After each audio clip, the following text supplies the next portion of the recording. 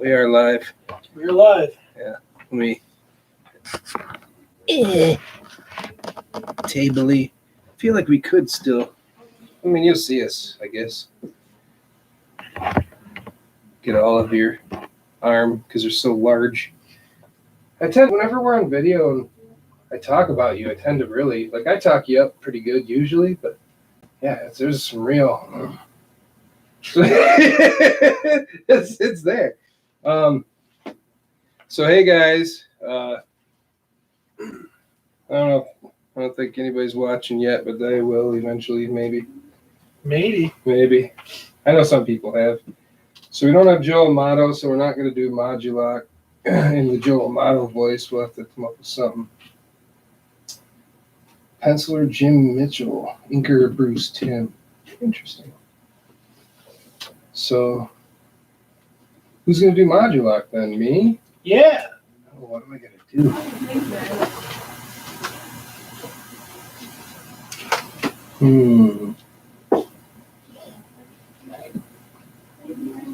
Got to think of your voice.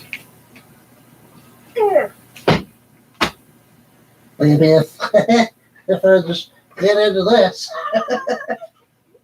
I'm trying to think of some weird nasal thing. That's almost close to my Prince Adam. Oh yeah, it kind of is. Well, that. That's a little softer. Oh. It is in your place, your grimness. It's in place. Maybe I might forget to do this when it comes time. I just have to kind of remember. Show me the pretty little walk you do. And then, funny little walk. Show that funny little walk you do. Which one am I again? You're Stonedar. No, I'm Stonedar. You're but see, I don't know which ones they are. Remember, I always get confused. Oh wait, I'm the one with the sharper edges, and he's orange, right? You're the smoother one that looks like the moon. Yes. So I'm like, you're not in it much, but you have an end. I'm out at the end, and you're in. As far as lines are concerned. Leave this place, He-Man! Nah! Man. Yeah! Ooh! Leave this place, He-Man! Nah! People in the store, bro. Right? What's going on in that back room? This is quite an iconic issue here. Yeah, because we've got Slime He-Man. Yeah. Totally. Yeah. All right. I think. Just have to remember.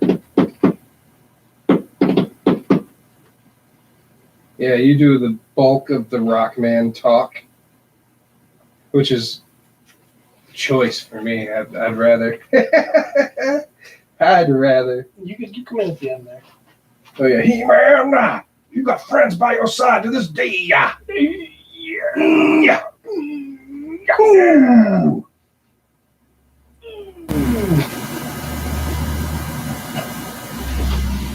Who's the other rock guy? That's some random dude. Nice. Okay. He does. Oh, that face is freaking angry. All right. So, did you start? No. Oh, okay. I was like, damn. All right. I don't want to leak this crap on the table.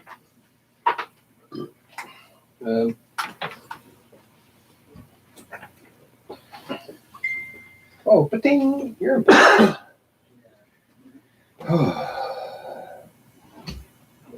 Grady's gone. It's just you and me, guys. I'm the star of the show.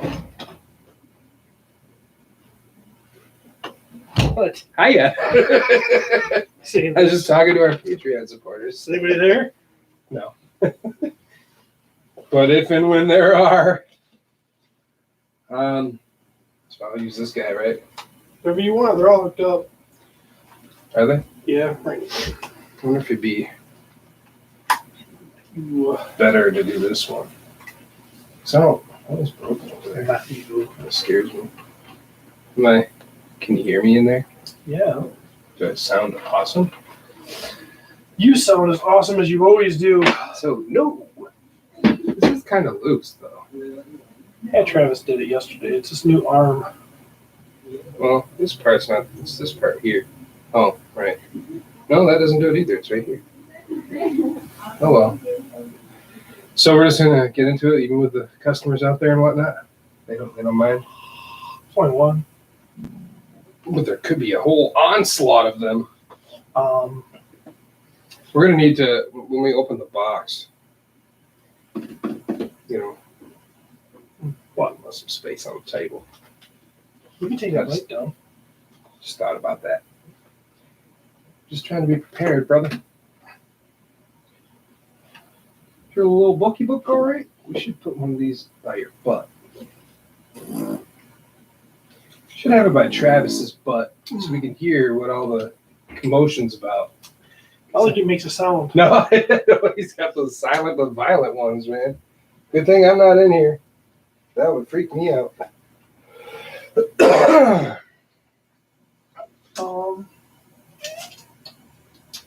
over here.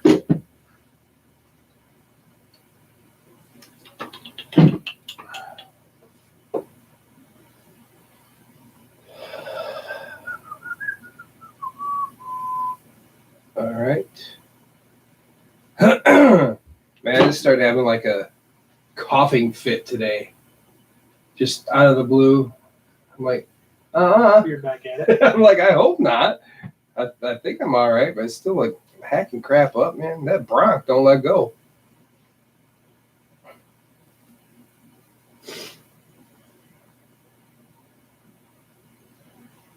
I think Matthew Rodriguez should be a Patreon supporter. I was a Kickstarter supporter.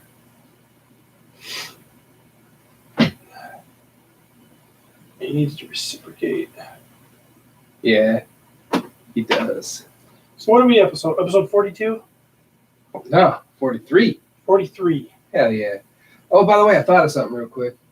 I'm starting to like get extra stuff, so we might be able to do another giveaway at some point. Oh? Yeah. We should do it for our Patreon supporters. Boom. Like you guys did with my wife. Go listen to my wife. Go download my wife. That's what it was. Yeah, that would be special. Because we're not going to have like we might get to episode 50 after the end of the summer. That's 7 more episodes, maybe. But yeah, I think that'd be something we should think about. What's that? Air horn.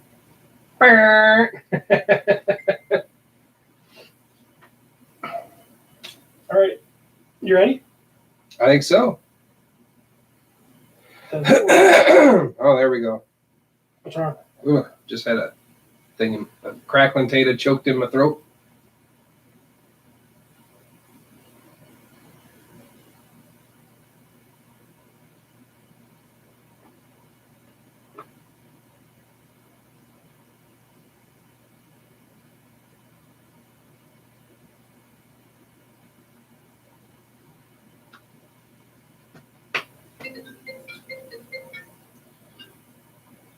That totally. Think that recorded on there?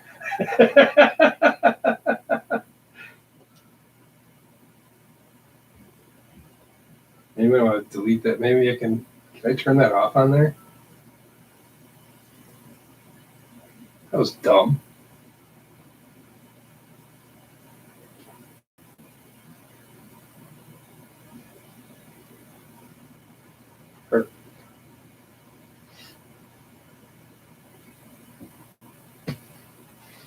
Nobody calls me anyway. Who was it? I don't know, just some random number. It's probably like, yeah, your student loans can be forgiven if blah, blah, blah, you know? Like, I don't.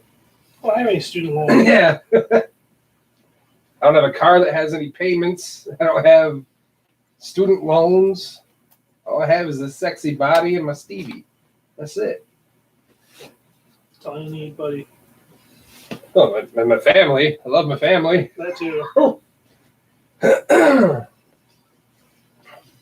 Here we go. All right. Podcasters of the Universe, episode 43. 43. 3. Wow. Yeah. Wow. Yeah, that was it. That was like- awesome. Just kind of there, man. I'm sorry it wasn't everything you hoped and dreamed. I'm out of practice. You're out of practice. It's been 2 weeks, man. That's right. It's always been 2 weeks or Yeah. 3. Once in a while. Yeah. Things have been going nuts, though. Like, I feel like I've been going nonstop for the last 2 weeks. Me too. Yeah. It's Yeah. kind of crazy. Both you and me are kind of transitioning into other, jobs. Look at this. You haven't said anything about this on the podcast. I haven't, because and I probably still shouldn't, because watch, for some reason, something will happen and I won't get it. But I mean, they offered me a job. I've filled out basically all the paperwork. All I have to do is go down tomorrow and get my physical and my drug screen, and everything should be A-OK at that point. So, yeah, I got me one of them jobs. You did. Yeah, I passed all the tests with flying colors, they said. You're gonna be even getting a little more money than you were before you got not let go, but your My previous business employment closed. went Yeah. down. Yeah, Yeah, $2.25 more an hour, just starting out. I'll take it. Yeah, that's what I'm saying. There's some overtime, which, I mean, right now I'm like, sweet, that money will be awesome. I'm sure it'll suck just because working sucks. Well, overtime always sucks. I mean, well, there are those people that love it. I think it's the money that drives them. I'm not like all about that, but I like think it's people that don't have hobbies. that too. Like Yeah. all I want to do is get my real life day over so I can go to fantasy land. Exactly. Yeah, like they said some stuff like, the guy who's going to be my supervisor is like, we try to get the overtime done during the week. So, you come in a little early, leave a little late. I'm like, okay, I can do that. He's like, we're trying not to do Saturdays, and I don't want to do Saturdays, but that might happen. And I'm like, okay. I mean, I'm totally cool, and I'll show up. But, man, if I have to play out the night before, I'm going to be a mess the next morning. Just no sleep, Play out. That's funny. That's a word. That's a term you use all the time, and I never heard it before I met you. Oh, really? Like that means you have a show. Yeah, I play out, man. I got to play out the night before. I got to play out tonight. Do you ever play in? Is that like at your house? Yeah, that's what I do. Yeah, when I'm at home, I'm gonna play my guitar in. Play it in tonight. Yeah. So I got offered a job. Hopefully, it all works out. Seems pretty chill from what I've seen. So it's factory work, but it should be good. So I start my new job on the 20th of this month. What? Yeah. Look at that. We're both the same month too. Yeah. That's great. Yeah, I think I might be starting about 4 days before you. Wow. So yeah, we're both going to this new venture, man. Yeah. New chapter. Yeah. New chapter in our lives. From what I've heard about yours, it seems like you're going to be a little bit happier, hopefully. So, I'm hoping. or at least less stressed. I think I'll have less stress. That's the goal. Yeah. So yeah, I'm hoping. Yeah. I'm optimistic. So, but anyways, Yeah. let's talk about some Masters. Well, we can, I suppose. We got to hang out this weekend. We did. I forgot to. I wanted to say something about Tulip City. Oh yeah, go ahead, man. That was fun, man. That was fun. We did do that. We went, and you and I got paired next to each other, which I don't know if where we were at was the best spot in the world, or if people just weren't really into buying art this weekend or whatever. Yeah. I did go through and talk to other artists, and they were all kind of like felt the same. Like, I don't think anybody was prepared to buy stuff here. Yeah. So I'm like, weird. So I don't know. Yeah, weird vibe. I know Travis did well selling toys. I heard that the toy vendors did okay. Yeah. But yeah, art was a thing that nobody really cared about. Yeah. I'm almost thinking I should have brought a bunch of toys to sell. I'm going to start printing my art on softer paper. And then when I get to these places, I'm going to go in and I'm going to steal all the toilet paper in the bathroom. And then people will buy my art because they'll need some toilet paper. Perfect. Yeah. Perfect. We had a good time, though. I mean, we got to hang out and do the game show podcast with My Wife Is Gonna Kill Me. Before that, you and I both got roasted by Matt and Pete and Jer and Dave. Yes. But Dave and Jared just played instruments. But Pete and Matt decided to sing about how crappy our podcast is. Yeah. All in jest, of course, but it was POTU fun. is ruining your life. Yeah. Just delete that shit And go download download my wife. Pretty Which is, funny. it's weird because I'm like, I'm ragging on my one kid and promoting my other. And Right, yeah. you know? Yeah, so you were in the perfect spot. I'm sitting here going, oh, they hate me. And I even got called Yoko Ono. They don't, No. they don't hate you. They wouldn't have done that if they didn't think that. No, and Pete made sure he pulled me aside like beforehand. He's like, listen, man, I just want to let you know the people I love the most, I usually like rag on them and stuff. So I just really hope you don't get offended later on because this, like, he's kind of worried, like I would get mad. And I recorded it. It's on our Facebook page and stuff. And I was dying. Like it was hilarious to me. So it was pretty good. We had a pretty good time, I'd say, drinking and hanging out and eating pizza more so than we did the next day selling art. We did have fun. The whole weekend was worth it, even though I didn't sell anything. Yeah. And we had a blast. Yep, got to see Carl Miller. That was fun too. Yes, we did. I don't get to see him too often. So. Oh, there was great people that we met over the weekend and got to hang out with that we don't usually get to hang out with. And Dave Bond got to see snow for the first time because for some reason it snowed. Yeah. So yeah, it was a good time though. It was awesome. Yeah, I hope this happens a lot more because I like good times. So, but yeah, I mean, other than seeing Endgame, which we can't talk about on here, which was pretty darn good too. Yeah, there's a million things going through my head right there that I just I can't say that. You can't say anything about it because I don't know who's watching. Besides, as cool as the Avengers are right now, they're no masters of the universe. They aren't. Not to us. Not on this podcast. Even the littlest bit.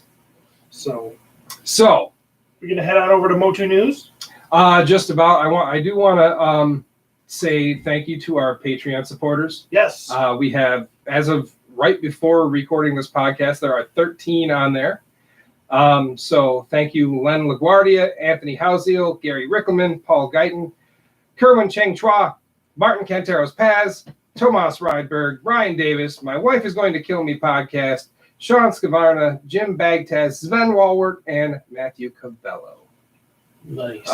So far, they've been given access to a live episode, and we're recording one now, also going to be live. So you guys will be able to watch this in our Patreon group. There's a special link to our YouTube page that only the people in Patreon or supporting our Patreon can watch. So, yeah. And if you guys have any other cool ideas, we're ready. We're gonna do some more stuff. Oh yeah, we're gonna do more stuff anyways. Think about a giveaway too. I think. We're gonna do a giveaway. I think that'd be a good idea.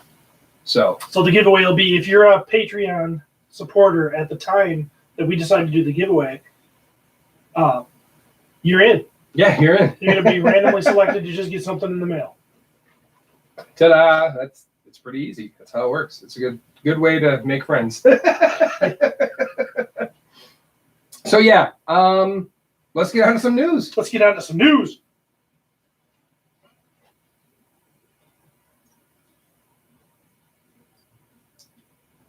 All right. So check this out. Ready to check. Errol McCarthy is going to be at PowerCon. Nice. This news comes from the PowerCon.com. And McCarthy, Errol McCarthy, that is, he was an underground comic book artist who got his start at Mattel thanks to an invite from designer Mark Taylor. McCarthy worked on card art and licensing artwork for Masters of the Universe for much of the 80s line and has done more artwork recently for Super 7.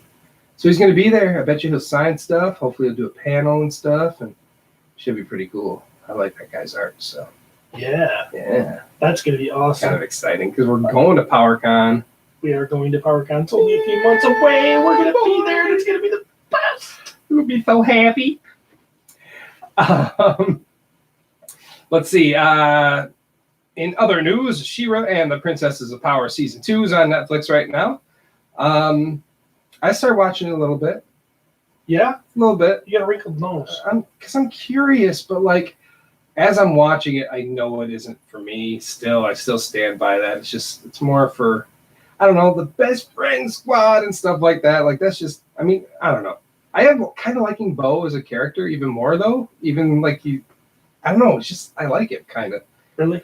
That's Yeah, out of all of them. But what was kind of cool is in one of the episodes, they paid an homage to classic She-Ra. Well, I didn't see the episode, but I did see that on like a screenshot or something of it in their old costumes. Yeah, what it is, they're like Facebook. they're like trying to find a way to that spoiler alert. Like get back at the Horde. I think maybe they're trying to save Entrapta because they thought she was a prisoner, but she's not. She's switched sides. And so they're like coming up with scenarios by having these little figures that they have, and like, we're gonna go here. They have this map, and we're gonna go blah blah blah. And they're each going through their own scenarios. And at one point, Bo does, and when he does, it's boom. He's got a mustache. He's got the old costume, and they all do. Catra turns into a cat. They're like, she can turn into a cat. And he's like, no, but this is the only figure that I have right now. So I mean, it was kind of funny. Mermista ends up doing a whole, like, for the honor of, what did she say? Seashell or something like that. And like, I don't know. It was kind of funny, kind of neat. I wonder why they've scrapped the whole Catra being able to turn into a cat. I don't It know. was pretty cool. Yeah, now she's just kind of like a hybrid. So I don't know.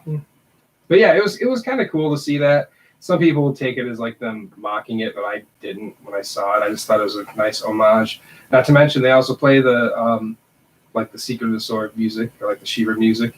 And even at the end of the episode they do, there's no words, but I'm like, oh wow, that's kind of cool. So but yeah, I haven't made it through all of it yet, but yeah, that's about all I have to say about that. All right, what's next? Man, this is kind of I don't know. All right, ready?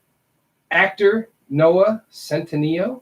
Yeah, I want to talk about this. Yes. He was a recent guest on The Tonight Show starring Jimmy Fallon.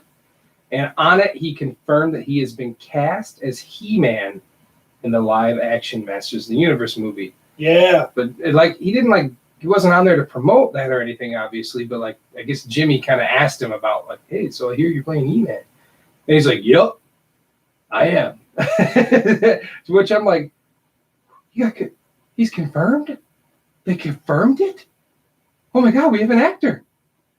Then we can talk about it. We can still talk about that. Today, or actually yesterday, John Cena posted a pic of Mechanic on his Instagram with nothing else. Yes. Does that mean he's going to be Mechanic, or is he just being weird? I don't think he'd just be weird. No, there's something to that. He's been like in every movie lately, so it would kind of make sense to me. Yeah. Plus, I think he looks like him, kind of like just that face, like the chin. Like I could see him being Mechanic. John. So I don't know what kind of direction they're going to go in this movie, but I could just see John can pull off comedy very well.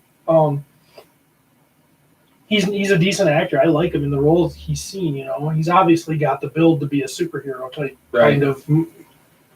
Every POTU guy, every character in the movie should be built like John Cena. Right.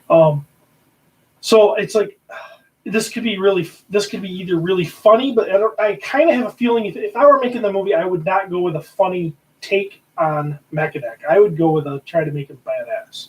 Yeah. Take the character that everybody makes fun of and put a twist on it and make him really, really cool. Yeah. And so I don't know what they're going to do, but either way they're going to go, I think John Cena could handle it. Mm-hmm. So I think it's kind of fun. Yeah, I'm okay with that choice. And actually, a lot of the people, everybody's been complaining about the Noah kid, but everybody who saw the stuff about John Cena was like, oh, yeah, I can see that. Yeah, that would really work. And let's talk about that Noah kid. Like, I haven't seen anything he's in. My daughter knew who he was when I showed her a picture of him, but I watched. Yeah, you said that you watched something. Did you watch because he was in it? No, I watched it because I have daughters. Okay. And they watched To All the Boys I've Loved Before. Mm-hmm. It's a Netflix movie. It's actually a good movie. I mean, it's not my kind of movie, but for what it is, it's a good movie. Total like kid teenager love story type thing, and so my kids were watching it, and so I kind of got sucked into it months ago. Mm-hmm. Then when they announced that this kid was in the running, I didn't recognize him from that.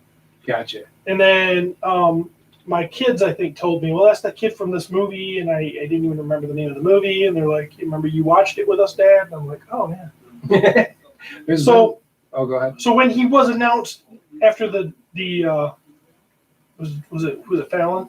Yeah. Yep. Yeah, after the Fallon interview where he said, I went home and I turned the movie on and watched it. Again.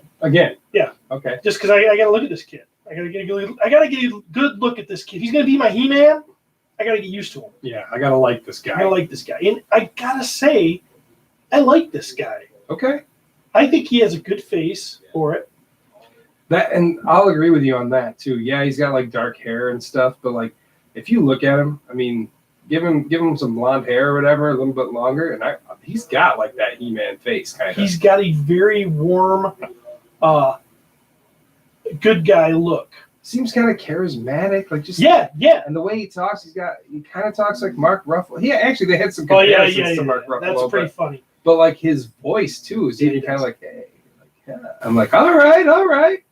This guy could be He-Man. He's a little small right now, but that doesn't mean that he's not going to either get bigger, because we've seen some magic happen. I mean, Chris Pratt, everybody.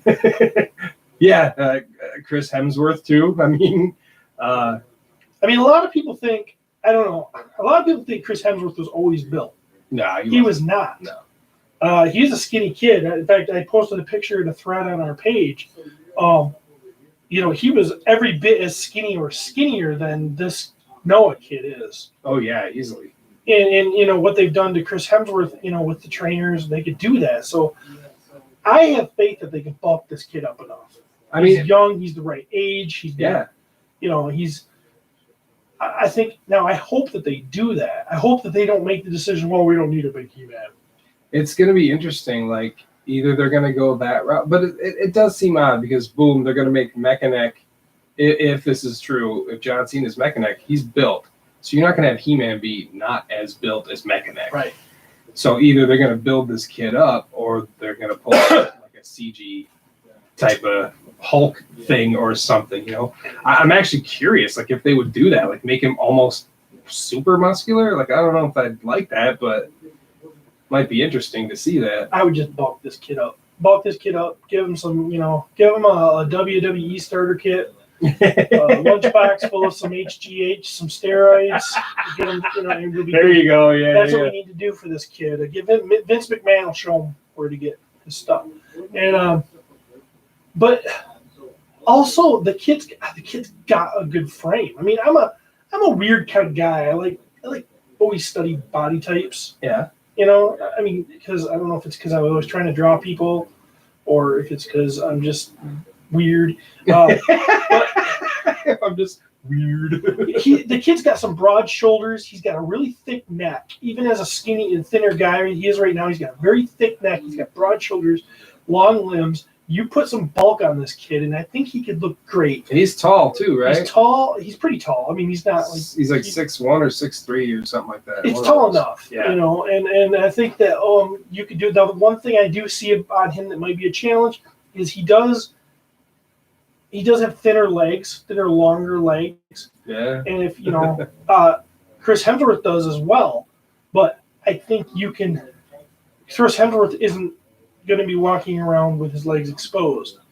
Now, chances are our He-Man might not either. But if they did him classically, I think we need a guy with some legs. He did make a comment about running something about furry underwear. Yeah. So like part of it is like, dude, if they go total source material, I'm gonna freak out. Oh, I hope they do. I hope they do too. But I took that as more of a joke. True. I don't think he's far enough along in the process where they know what he's going to be wearing, right? Or they have his costume figured out. True. But anyways, so many people are freaking out, and I'm like, that's not time yet. Why waste your hate right now? You have plenty of time. Like, just let it flow, man. Let yourself go. Slow and low. That is the tempo. That's all you got to do. Just chill out for a little bit. No, it was some Beastie Boys. Oh, okay. Just chill, man. I mean, and it's the same argument every time, but everybody's brought up, like, look at Heath Ledger's Joker. Michael Keaton Batman. Nobody expected either of those guys to pull off what they did, and they did an amazing job. Look at Chris Hemsworth, small frame, going into muscular dude. Not small frame, but, skinny dude, muscular dude. Look at Chris Pratt, kind of pudgy, going to muscular. I mean, things can happen quickly. So... Yeah, when you're in Hollywood and you've got people watching you. Yes, because, right. You're going to eat muscle. Yes, you're gonna. Yeah, it's exactly what's gonna happen. That's just. I don't know. I think this kid has a lot good going for him. Yeah, he's got a little bit of a darker complexion, but that's okay. So does He-Man. Exactly. Now, this is one thing I'm really gonna have a hard time stomaching if they do. I don't want a dark-haired He-Man. I want at least a dirty blonde He-Man. Right. He's got to have lighter hair. Mm-hmm. And that's just, something that... It's just because that's always been his look. That's his iconic look, is he's got the blonde hair. He already is not going to have blue eyes unless they put contacts on the guy, which, whatever. I'm okay with that. And the dark eyebrows, you can even keep those for all I care, because, every action figure had black eyebrows. So was the Filmation cartoon. Right. So, I don't know, man. I think it's going to be okay. Now, if the story sucks, that's a whole different thing. But, well, of course. There's still a whole bunch of chance to ruin it. Yeah. But from what I'm seeing so far and what I'm hearing so far, I'm not upset. And there's no reason for you guys to be upset either, unless that's your thing, and go ahead, do you. But, spend your hate on somebody else right now or something else, Yeah. And like kids getting kicked at school in the head, Get mad at that. I'm just making some stuff up, but, Yeah. I'm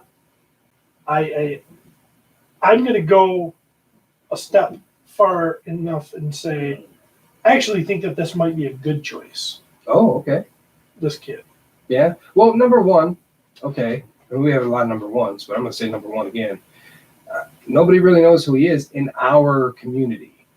In the old guy except community. Me, because I watched his movie twice. Exactly. And I kind of was really starting to fall for him by the end of the movie. I was like, you know what? This dude's all right. Well, for the most part, people our age probably aren't going to know who he is, because we're not really in tune to those types of movies and stuff.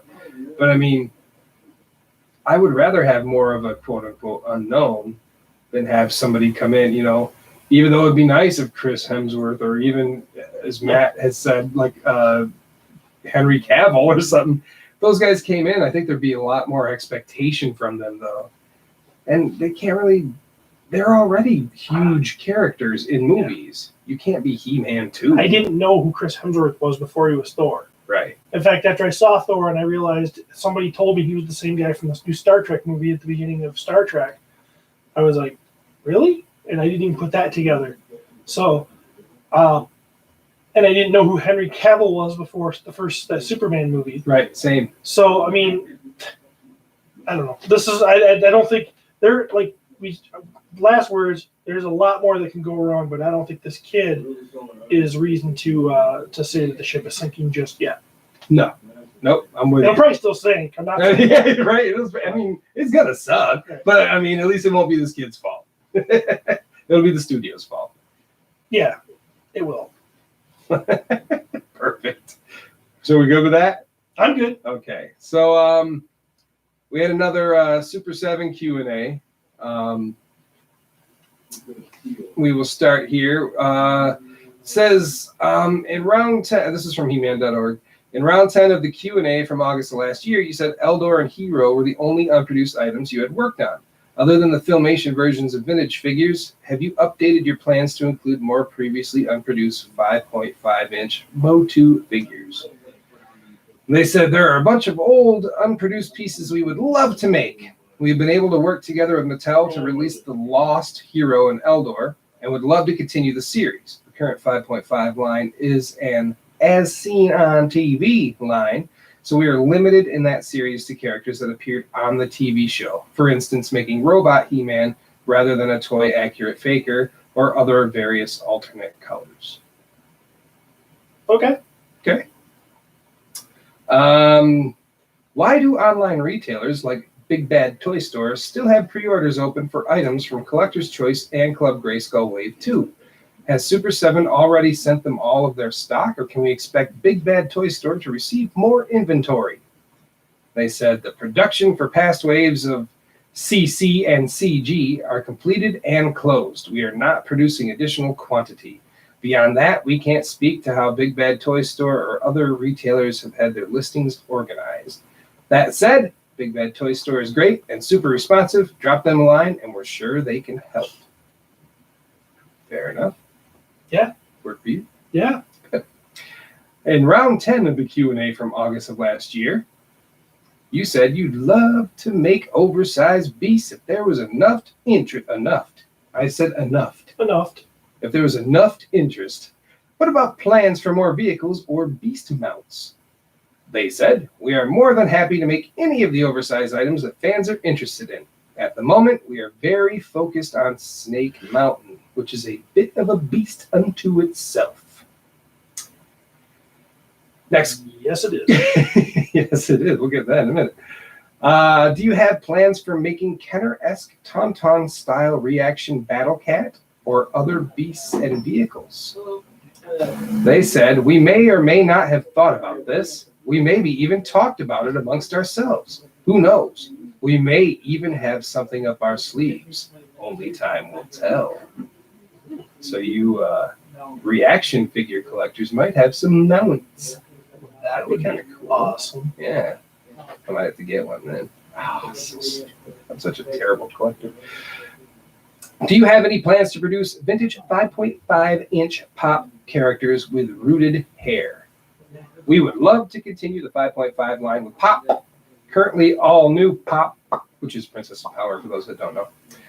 Currently, all new Pop items are a little tricky because of overlap with the new Netflix series. If we are able to do it, we will. That's good popping. Good for you, Steve. And that's it. So, neat. Yeah. I mean, you know, these It's pretty things. straightforward. They're pretty much like, nah, we could, but We could, you but know, I mean, that's pretty. That might as well just be their stock answer. Like, we could, but we might, maybe we won't. Who knows? yeah. And then that's it. Yeah. You asking us questions, and we'll do our best to evade straight answers. Yeah. To be fair, I mean, that's kind of what Toy Guru did too, That's what they all do. though. It's like, yeah. They're not going to answer our questions. I mean, specific. No, not unless you like, you know, Like what's like coming straight- up yeah. anyway. you've already announced He-Man. Will we be getting He-Man? Yes, we'll be getting. You will be getting He-Man. What? I feel like Hero and Eldor were ordered so long ago. I know. I want them. I want them now. We'll get them. Okay. And here we go. This is a little bit of info for you here. Super 7 is proud and happy to announce the Masters of the Universe Snake Mountain playset. The pre-order window for the playset opens on Wednesday, May 1st, which was yesterday for us, at preorder.super7.com, and will close on Friday, May 31st, 2019. The production and release of this item depends on Super 7 receiving a minimum number of orders before the pre-order window closes. If this minimum is not met, the Snake Mountain playset will be canceled and orders will be refunded. A non-refundable deposit of $100 is required. Oh, wow, there's a lot of people coming out there. We're at Cloud9 Studios, and we're actually going while customers are out there buying stuff. Yeah. They said a non-refundable deposit of $100 is required at the time of purchase for this pre-order. Deposits will be returned if the Snake Mountain playset is canceled by Super 7. If you pay in full at the time of purchase and the Snake Mountain playset is canceled by Super 7, full payment will be returned. We are offering a payment plan option for those that would like one, like Steve. The payment plan will break your purchase into 6 separate payments and will be managed by our partner, Partial.ly. I don't know what that is. With the non-refundable deposit required as your initial payment on this plan. They also have a click here thingy on their page that says for details about the payment plan. The Snake Mountain playset is available to U.S. domestic delivery addresses only. Yeah, Only. but I did hear that there is It might be international. space or Yeah, there's something. international shipping info coming, is what I heard. Okay, so right now this is what we got. This is where everybody got mad. The per unit shipping cost will be $150 per playset, in addition to the item's price and any taxes. So you're looking at maybe $200 at that point. International order details to follow soon. So you were right about that. I shouldn't have gotten so crazy about my addresses only, but they put it in all capitals. So to be fair. All right, so Steve, you still getting Snake Mountain? Yes. Okay. I looked at that and I went, I knew they were going to have shipping, and I guess what was I expecting? I mean, it's going to be a 50 some odd pound giant box. They said they're going to be packing it and treating it like furniture being shipped. I don't know that I would expect anything less than $150. So we recorded. My wife is going to kill me last night. Uh-huh. I haven't put the episode up yet. I'll probably do that after we get done here. But we did discuss this a little bit, and I brought up this. I'm going to repeat myself a little. Do you remember when me and you went to PowerCon last year? You remember that? Of course I do. It was wonderful. Right. Remember all the stuff we bought? Yeah. Remember how we had to get it home? By shipping in a large box. Do you remember how much that cost? Wasn't it about $200? I think it was $179. Yeah. Me and you had to split that. Yeah. We sent both of our stuff home in the box, and this was the box. This is what we did. Mattel was there, and they were selling the 12-inch doll type She-Ra. Yep. They had that big, nice, beautiful box with She-Ra in it for $50. And so I don't know if you people know. Some of you listening to this, I'm sure, have that. You know what size that box is, and I believe there was 3 of them in a case. It was 3 or 4. Well, I snagged one of the cases because Mattel was just selling them, and then they had these big boxes they were breaking down, and the case boxes. So I snagged one before they brought it down, brought it up to our room. Me and Jeremy packed their stuff full of that, full in there, and we shipped that from California to Michigan, and it cost us $180 to ship that thing. Yeah. And that was like the only option we had, or maybe even like the cheapest option we had, whatever it was. I mean, that's a lot of money. That's a lot of money. Yeah. Now, and I believe it came FedEx. Yeah. If I remember right. I believe so. And we didn't have any shipping options. And now that box was pretty heavy. Mm-hmm. Might have been about 50 pounds. Probably. So it was jam-packed. So I don't know. I'm not saying that there isn't cheaper options, but I don't know the logistics of everything that they're dealing with here. They're are they paying? Is part of this is probably handling charges and whatever. Not. Well, they're talking about shipping it straight from Hong Kong too. So. Yeah. I mean, and I do remember when we were at PowerCon, also when we were in the panel with Super 7, they were talking about Snake Mountain, and they were also, and they basically said, "Hey, we've got everything figured out at this point, just the shipping. We can't figure the shipping out at this point." And so, I mean, yeah, $150 jarred me. I was gonna buy it yesterday. I had it in my cart. I went to the total. I was to the order now, like push the button to do this. Mm-hmm. And then it added on that other $150, and I went, yeah. Were you going to pay for it in full? Yeah. Oh, wow. So,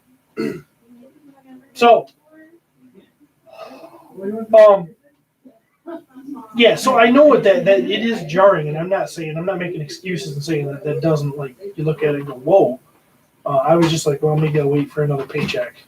Right. I mean, to come. Yeah, I mean, it's like a house payment for some people. You know what I mean? Yeah, it is. It's ridiculous, and I realize not everybody's going to be able to afford it. If I was in a different situation a couple of years ago, I probably couldn't have afforded it. And I get it. I don't get why people are so angry because I don't know what people were expecting. Yeah, we've known for a long time that it was going to be $600. Yeah, and everybody seemed to be like, yeah, that's pricey, but I mean, for what it is, it's worth $600. I mean, everything they've crammed into it, the fact that they're not a huge company, and they have said that it's a different factory. And I think they're expecting lower production. Lower numbers than Castle Grayskull was. Oh yeah. Yeah, he said that they've already put a bunch of money into it because there's an interview with Brian Flynn on Roast Google Dinner right now, and I didn't catch all of it yet, but I was listening to it on the way here. Yeah, so there's information I'm sure that we're stealing from them. So. Yeah, right. Yeah, I mean it's all going to get passed around eventually anyway, but yeah, I mean just the the way he's talking, it's like what can they do? I mean. He's already paid for they've already paid for like the tooling and all this stuff. He's confident enough to say, yeah, let's go ahead and make this. There's going to be enough people to buy it, but at the same time, I could see them being scared because they may just have to eat that cost if there's not enough sales. Me personally, the price isn't scaring me off. It's more the fear of it not coming out beautiful. And I kind of feel like it is going to come out okay. I don't, they're not doing any small painting. Right, yeah. Little eyes. And there was a part of him talking kind of about that because people, he says they don't make action figures. The other place only makes action figures. They don't make play sets and stuff. He's like, if I wasn't 100% confident this was going to come out amazing, I wouldn't be doing it. Which makes you kind of go, though, like, well, I mean, there's some stuff that didn't work out 100% amazing in the other place. Yeah, 100% confident in the other stuff you did because there's a couple of things. Yeah, because there's a. But it's such a hard thing talking about Super 7 for me because I'm not a hater. No. I think that a lot of the stuff they do is beautiful. Mm-hmm. There are some problems that I think that they should have been able to weather that storm and figure out. So I don't have, but. I think what's happening is Brian Flynn specifically, he kind of downplays a lot of that stuff. Yeah. So when he's in interviews and stuff and they're like, wonky She-Ra eyes or whatever, stuff like that. And he's just like, whatever, guys. Or like the non-spinnable old Triclops head. Yeah. And he's like, nah, they're fine. Just, get a little, Yeah, I feel that too. Because you see, I don't. Okay, so me and you remember the episode we did a long time ago? It was one of our first episodes where I think it was the Triclops wave. It was definitely the Man-at-Arms wave. I don't know if they were in the same wave. It was the Man-at-Arms. Might have been different waves. And remember when positive, but yeah. I had Travis's shipment, so I had 4 of every figure. Yeah. And we went through, we looked at them. Yeah. Okay, so we had 4 versions of every figure. And we were able to find a lot of paint issues within those figures. Right. And Brian kind of makes it seem like, well, if you do 1,000 run and you only get 1 that's bad, I'm like, wait a minute. We've had 20 in the studio, 4 different figures, and we found a bunch of different stuff. Right. It's more widespread than 1 in 1,000. Right. Or at least it was. Yeah. We're going a couple waves back here. Yeah, this is when they were kind of at their beginning. Yeah. And, so it's like, and me and Jeremy are getting them, and Travis is getting them, and just between my friends, I'm seeing things that they're a little more widespread than he seems to make it sound like it is. Yeah. It's not this isolated thing where a guy throws it on Facebook and says, hey, my eyes are stupid, my eyes are messed up on this figure, and blah, blah, blah. And he's like the only one, it's the loudest, it's the squeaky wheel, and he's making the big, right. It's more. To be fair, that does happen. That does happen. Right. Totally. And it's like, okay, I have a goddess from Maddie. She hasn't blown apart at the hips. Mine hasn't. But pretty sure that was a widespread thing. Yeah. You know what I mean? Definitely.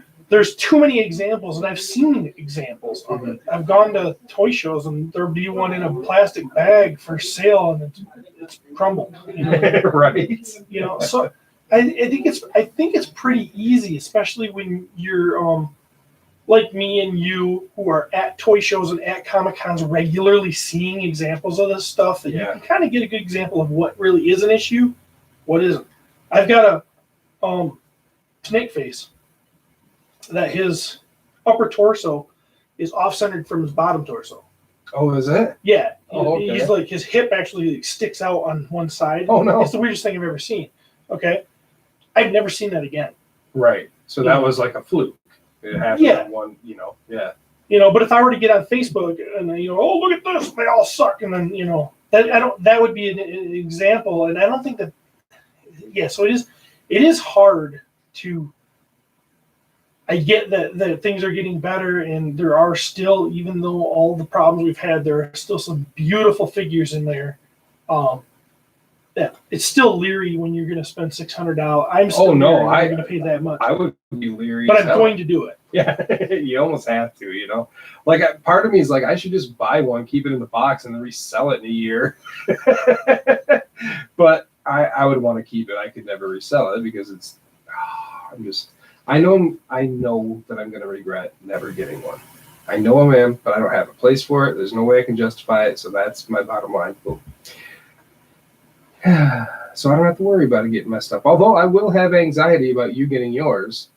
And when you open it, I'm going to be like, oh, God, is it everything good? Did anything fall apart? Or is it going to be okay? Is the paint good? Yeah, and I'm relatively confident because it's not small. It's not like you're having to put airbrush paint skin tones and everything. I think there's you're not having to put tiny little eyes. Yeah, I think that this is a lot. I think there'll be a lot more room for error in this thing that you're not going to be able to tell. It's like look at all the classic Castle Grayskulls, how differently they're sprayed. But rarely do you ever look at one and go, oh God, that's hideous. Right. Yeah, there's a lot more room for error on that. Yeah. And I think that we're going to have the same thing with this Snake Mountain. Yeah. So I do think it's something I'm not going to want to miss having in my collection. I'm going to go for it. And I get with people that pass on it. I totally get that you either don't think it's worth it, or you don't think the quality is going to be there, or you just don't have the money. I get it. I don't get going on there and just blasting it. That's the thing is I've been in the groups kind of looking around lately. I mean, there's some good groups out there, some good Facebook groups, and there's a good handful of people that are real positive and real, they defend Super 7 and stuff like that. And man, there are some toxic people out there though. And it's kind of jarring, like how negative some people can be. It feels like there's more toxic than there is non-toxic people. Yeah, because I think it's just because they're not as vocal. True, but think about. Okay, you and I, for the most part, are positive. Imagine, I go on one of these random pages, POTU Nation or whatever, Scareglow's house or whatever. Go on any of those groups, and if I post a picture of my Super 7 figure and say, this is so awesome, I love it, look how beautiful it looks, I have that fear that there's going to be, it's not fear, but you know what I mean, there's going to be people just commenting going, Super 7 sucks and F them and this is stupid and, they make terrible. And it's like, wow, well, okay, I guess I won't post anymore. It's almost like the people that have the positive attitude kind of got to I think people who like to get out, this is just generalization. And I mean, there's I just feel people that like to get in and be negative on Facebook are people that like to argue. Well, that's probably I don't like to argue. I don't like to argue. That's why I like a podcast. This is one-sided. You can't hear. There's nobody to argue with here. We say what we want to say. No, I get it. I agree with you. People could be screaming at their iPods right now or whatever they're listening to us on. We can't hear them. Right, or the one person watching us live right now on our Patreon. There's somebody watching us. Sucks. Oh, that's rough.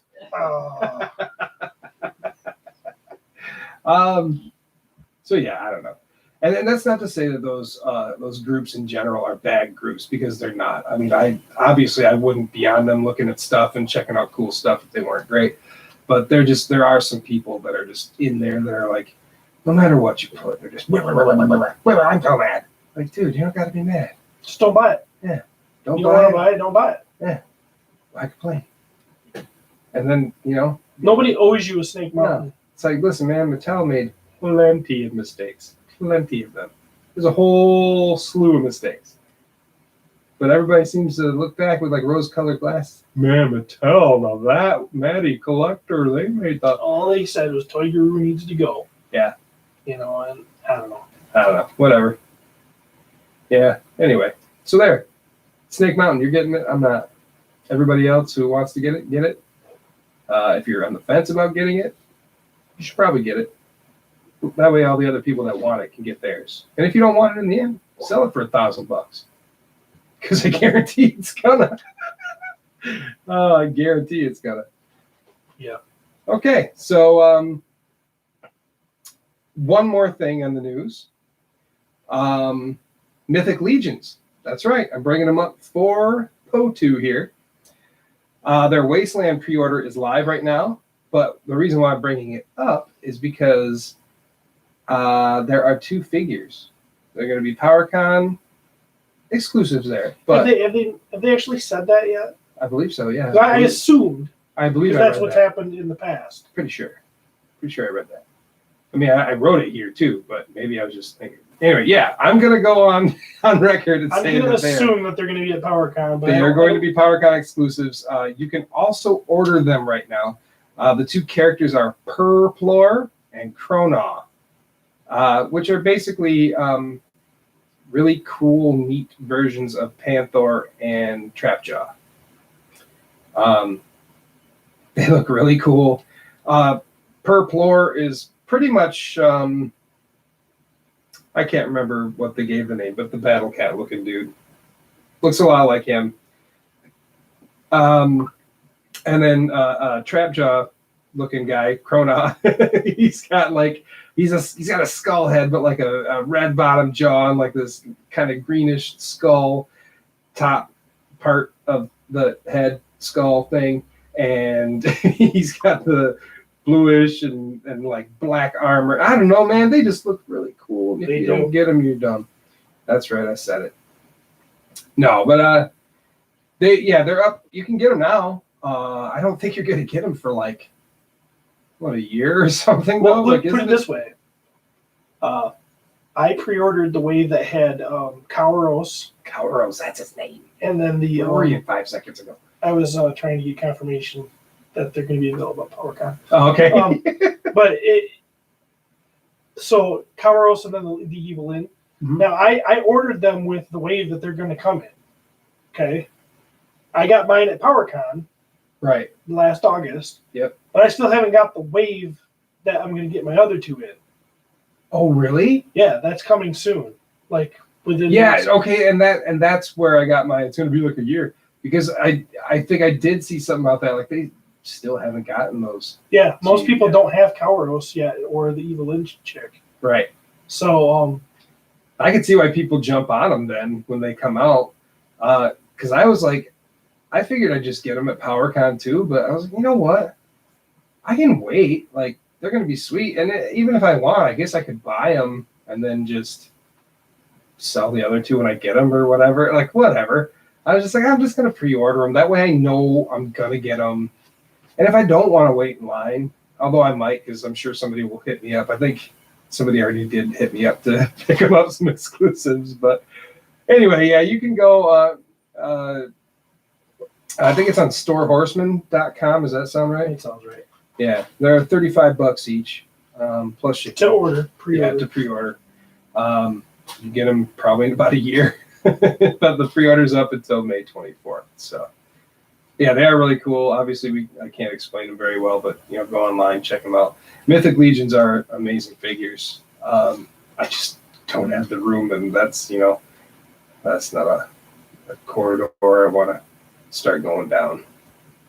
You're just gonna grab the Mode 2 inspired ones. Yeah, it's a couple skeletons here and there. I've done that. Yeah. I get it. Yep. I still need to get the He-Man, Adamon. Still need to get him. Yeah. But anyway, so that is all for the news, man. All right. Which would bring us on to random ideas.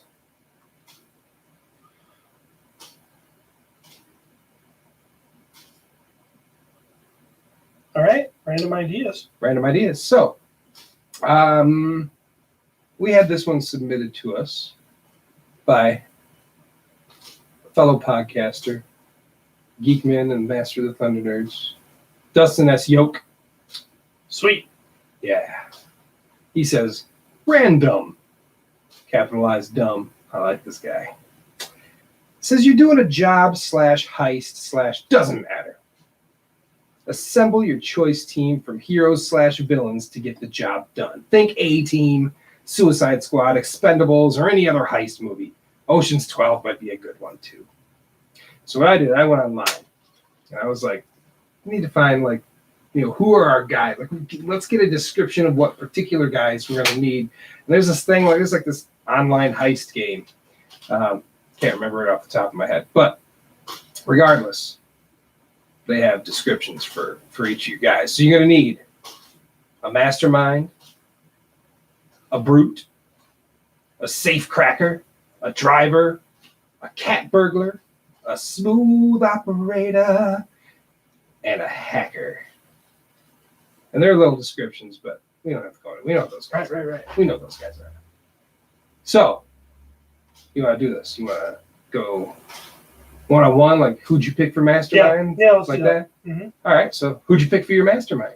I picked Roboto. Ooh. He's the tactician, right? Yeah. Man, if you could just duplicate Roboto like 8 times, he'd be perfect for all of this, really. I actually swapped him around a few times, so that's your guy, huh? He's going to be the one that kind of leads all this stuff. Yeah, I'm pretty sure that that is gonna. I'm pretty sure because of his. I mean, I think of that 2000X episode where he was like a tactician and to figure out stuff. Well, that is, we always say it, but he's like the chess guy. Yeah. You're obviously, if you're that good at chess, you can think ahead and you've got like the moves and stuff. I could see that.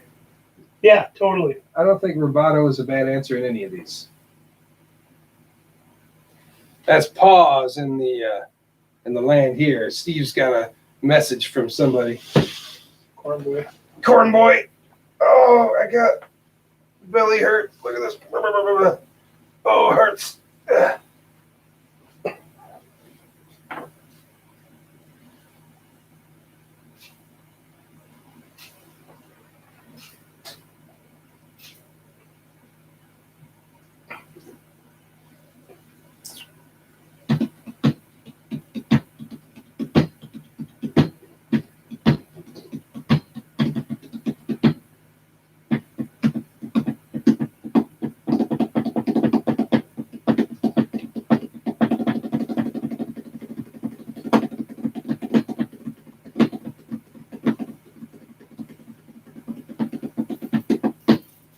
Steve's got quick thumbs for them being as thick as they are. Right now, I kind of wish that I was that phone. All right, keep going, but I'm not going to read this until I get one more answer. And then I'll pipe in and say that we have. Okay. So you know where you were? Yeah. So I didn't choose Roboto though. My choice was actually Man at Arms. I was good. That was my first one, and then I came up with Roboto. But I totally, that makes sense. Yeah, I mean he's a dude who's always got a plan for everything. He seems to have an answer for every situation. Ways of coming up with something in case something fails. I mean, plus you got to respect your elders, right? So everybody would kind of look up to him anyway. Right. So he's kind of like the guy. And it kind of reminds you of like, oh God, what's his name? The leader in A-Team. I love it when a good plan comes together. What's his name? Cannot remember their name. Son of a gun. You would remember quicker than I would. All right. Hannibal. Okay, there you go. See, perfect. My second choice may have fallen under King Randor because, I mean, that guy's got to have all the plans, right? Because he's in control of everybody.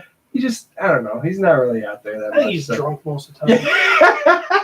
Ever since the classics figure came with the goblet, Oh, he's right, just a drunk. In fact, I used to have my diorama in my. I've had it set up with different storylines going on, and I've got this one where it looks like Randor stumbled out onto the battlefield, and then he's just walking out there drunk. Yeah, and his goblet is on the ground like he dropped it. He's like bending over, like gonna pick it up. He's not paying attention to whatever was going on because I thought that was hilarious. Doesn't even know. He's just like, what's going on out here? Spill my drink. Marley, give me some more wine. That's perfect. All right. So those are good. We got Roboto and Man at Arms for our masterminds. Who did you have for your brute? Oh, Ram Man. Same one? Almost. Oh. I had him, but I changed him. He totally makes sense. I don't know. He's gonna be able to knock down your door. Go ahead. You give your reasoning for Ram Man. Well, he's just the brute. You figure the brute, the guy that's not too smart, but he can take a pounding and give a pounding. Yeah. And that just screams Ram Man to me. Obviously, I was thinking in terms of blurring good and evil lines, so I also thought of like Whiplash. I thought of. Oh, okay. I never put Whiplash in that position before. Yeah, I don't know. I always forget about Whiplash. He is pretty cool. Yeah. I need more love for Whiplash. Yeah. I'm gonna get just a Whiplash tattoo on my leg. Yeah. For no reason. No, I'm not. Just a Whiplash tattoo. Yeah, just a Whiplash. We should both get matching Whiplashes. Ooh. You could be whipping the tail one way, and I could be whipping the tail the other. Oh, man. Then we put our calves next to each other, and the tails touch. Sounds ridiculous, doesn't it? That's the stupidest thing I've ever said. Might be the smartest thing. Yeah, I kind of want to do it, though. Oh, my God. All right, so... So Ram Man, I almost chose Ram Man because I was thinking of I was looking at the classics figure of him and just thinking what that guy would just mess you up. But instead, I went with Beast Man because he's a Hulk of a fella too. Yeah, especially if you go 2000X style, he could easily take out anybody in his way, and he's got his whip so he can tie people up if he needs to, subdue them, carry them around, whatever. Time to bomb so they just blow up and die or whatever. And also, since he has control of animals, I figure he would also be a good asset. He could call upon, rats and whatnot that are in the building, and they could just come down and chew some wires and help get through some doors and stuff too. So, yeah, why not? Yeah. All right. So, how about your safe cracker? My safe cracker. Oh, man. Let me see what I had here. I'm using my phone for multiple things right now. You should see the pictures he's got on him right now, folks. Well, safe cracker. I don't have one. You don't have one? I couldn't think of one. Oh, wait. Oh, yeah, that's my Man at Arms. Oh, that's your Man at Arms. That makes sense. I do have one. That's Man at Arms. Yeah, he could crack into a safe. Come on, he's like the mechanic guy. Pretty much. Yeah. I feel like he would be the one that would bust out. What's the ear thing? The stethoscope. Yeah. Put one of those. Ooh, yeah. Or he would have built some device that could get into that thing. Right. Him being able to build stuff definitely comes into play. Yeah. God, he could be everybody too. Yeah, he could be a lot of different roles here. Because, yeah. In fact, I think I'm going to do it. I'm going to put two of these guys in the same guy in two of these roles. Oh, well, it would be. Well, get more money, right? Yeah. More money for everybody, or would they give him double the? I don't know. I chose Trapjaw. Oh, that's a good one. Figure he's got all the tools you need. To crack open a door or open doors, crack a safe, and if all else fails, he can just use his big jaw to chew through the locks. Yeah, just chew right through the safe. Right. I don't see why not. No, that works for me. Good. What do you got for your driver? Oh, a dragster. Yeah. Is that what you picked? Woo! That's what I got too. The guy's got to know how to handle a corner. Absolutely. Well, not only that, but I mean, granted, only one person could ride on him, but Well, I figure he sidecar. He doesn't just drive himself. I think this guy probably could drive anything. You think so? I'm guessing. Yeah. I have no information to back that up, but It could be like a Batman type vehicle thing too, where like he lays down, maybe he's the wheels of it, but everybody can climb inside and he just drives the thing. Whatever. But yeah, dragster. I mean, I don't think there's any other choice. He's the only car-esque vehicle that we unless you want to say, because this is kind of a character, unless you want to say attack track. I had thought about attack track because he talks in the cartoon, but I didn't think attack track. No, I figured that somebody would drive the attack track maybe, but I don't know. I think dragster. Like, plus he doesn't get enough love. Yeah. You know, good reason. He's kind of lame, but still. What's next? The cat boigler. Oh, this was easy. Yeah. First instinct, Catra. Yes. But that's not who I went with. Oh. Okay. I went with somebody that would have soft feet that you wouldn't be able to hear sneaking around. Okay. Like Moss Man. Oh. I figured Moss Man. You got leafy toes. Yeah, I figured you could tiptoe around and you'd never hear him coming. Yeah. Plus, if he happened to be in a woodland scene, I don't know where he is at, but he blend in with the forest, and he's kind of camouflaged, and he might be able, even if he was in a building, he might be able to disguise himself as a plant. Yeah, and you'd hear the bum bum bum bum bum bum bum. You could see that with Moss Man going around. And I don't think we have enough Moss Man on this show. That's very true. Unless Matt's here. Yo, people, Moss Man. I went with your obvious. I did go with Catra. I mean, come on. She's pretty much Catwoman anyway. She's got the whip. She's slinky. She turns into a cat. I figure she can use her nails to pick some locks if she needed to as well. You know, added bonus. And Catwoman is a cat burglar, and she's amazing. So I just think she's like a rip off of her. That works. Perfect. Yeah, I mean, as long as she doesn't purr or meow or something. Or talk, because she's got her. Yeah. Well, all right. The alarms went off. Way to go. So yeah, as long as they shut her up. Who's your smooth operator? My smooth operator. God, I don't know if I really. Somebody's gonna, specialize in talking their way past human obstacles. Who would be that? Think on their feet. Do you have one? What's yours? He-Man. He-Man? He-Man.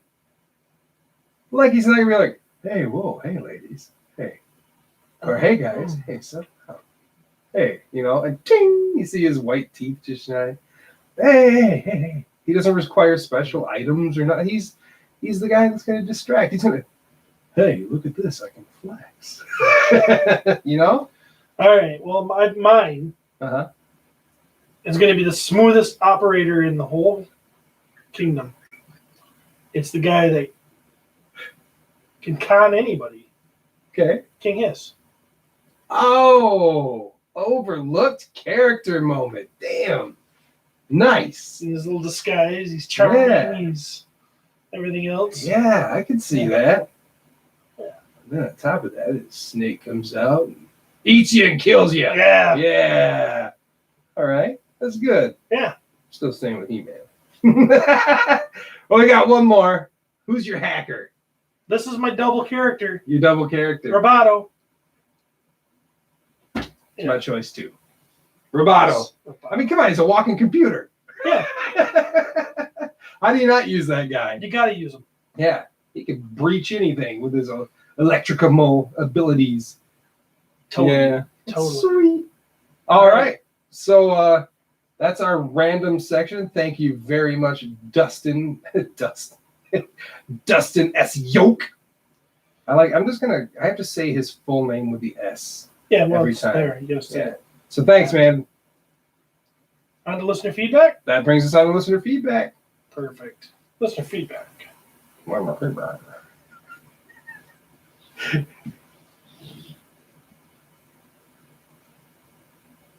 And what's our listener feedback? Yeah, every time we do listener feedback, I want to say listener feedback. It's just right there. Like what you use on a horse? Yeah. Like what I need. No, that's what me and you need to stop. Yeah, we need to stop. We need to using. put like a muzzle Yeah. on our faces. I need a tapeworm. Look, how can we contract a tapeworm? Okay, so we have questions and all this stuff, but before we get into that, we kind of neglected it earlier. We did get a box from a listener. Well, now's the time to look at a box. This is listener feedback. There's Listener no feedback. type of bigger feedback than an actual physical box in the mail for the podcast. That's what I'm talking about.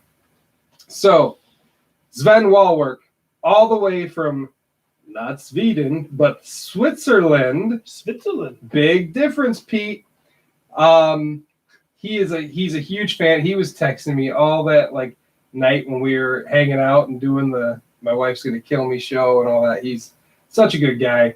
He's moving to California soon, which means he's got to make a trip to Michigan, listen to all of our nasal voices and our fast talking and our muddying of words and whatnot. I wonder if there's a bunch of people that listen to us that are like, yeah, these guys are definitely from Michigan. Oh, Do you think so? I don't know. Well, I guess since you guys are going to listen to this, like, shoot us a message or something. Isn't it weird how like Anthony Houseel is a listener of this, and My Wife Is Gonna Kill Me, and he'll be like, he knows like the differences from like this New Jersey accent to different part of town accent to this, but I'm from Michigan. I don't hear anybody speaking any different. Right. See, I never knew we had an accent until I researched it. I heard there was a Michigan accent, and I started doing it. Things like, start doing it. Like, that's like one word. Like we're Secretary of State. Like that's Secretariat. Is that one word? Secretary of Secretary of State. We say Secretary of State. Secretary of State. Stuff like all I can think of is nasty words right now. But like we don't really say our T's, we say like D's in place of it. And I don't say. Doesn't everybody else do it too? I don't think so. I always thought that we didn't have an accent, but like we talk really fast. We do. Yeah. We say pop instead of soda. Yeah, that's not just Michigan. It's not just Michigan. It's like us in Ohio. Maybe Canada or something. I thought it was like the whole North. Oh, right there. Something. I say something. Nobody else does that? I think they say something. I don't know. Yeah, something. How do you even spell that? SU''M? Something? No. That'd be some. Something. Something? Something. So we're gonna teach Sven when he comes out to hang with us and have a couple drinks or whatever. Talk milieu. We're gonna teach him how to do some Michigan words. All right, you gonna get this box? I'm gonna get this box. So I pre-opened it. The reason why though is because it looked damaged from its journey all the way from Switzerland to here. So I just made sure everything was good, and so here I'm gonna go. I'm going to show you. All right. I'm standing up. Oh, my knees. They're broken. All right. Jeremy is on his feet. And I am fumbling around with equipment. And trying to make our show better, but it's not working. I thought we could give you a remote mic. I'm covering you up here. So I got is it working? Test. Yeah, it's going on. Yeah, that's fine. Yeah. Can you hear me there? Yeah. All right, cool. So it says, look, he drew pictures on here. All right. Hey guys, I finally forced my ass to the post office to send you some things. Hope you like it. Much love. You guys are great. Although it looks like an A. Sven.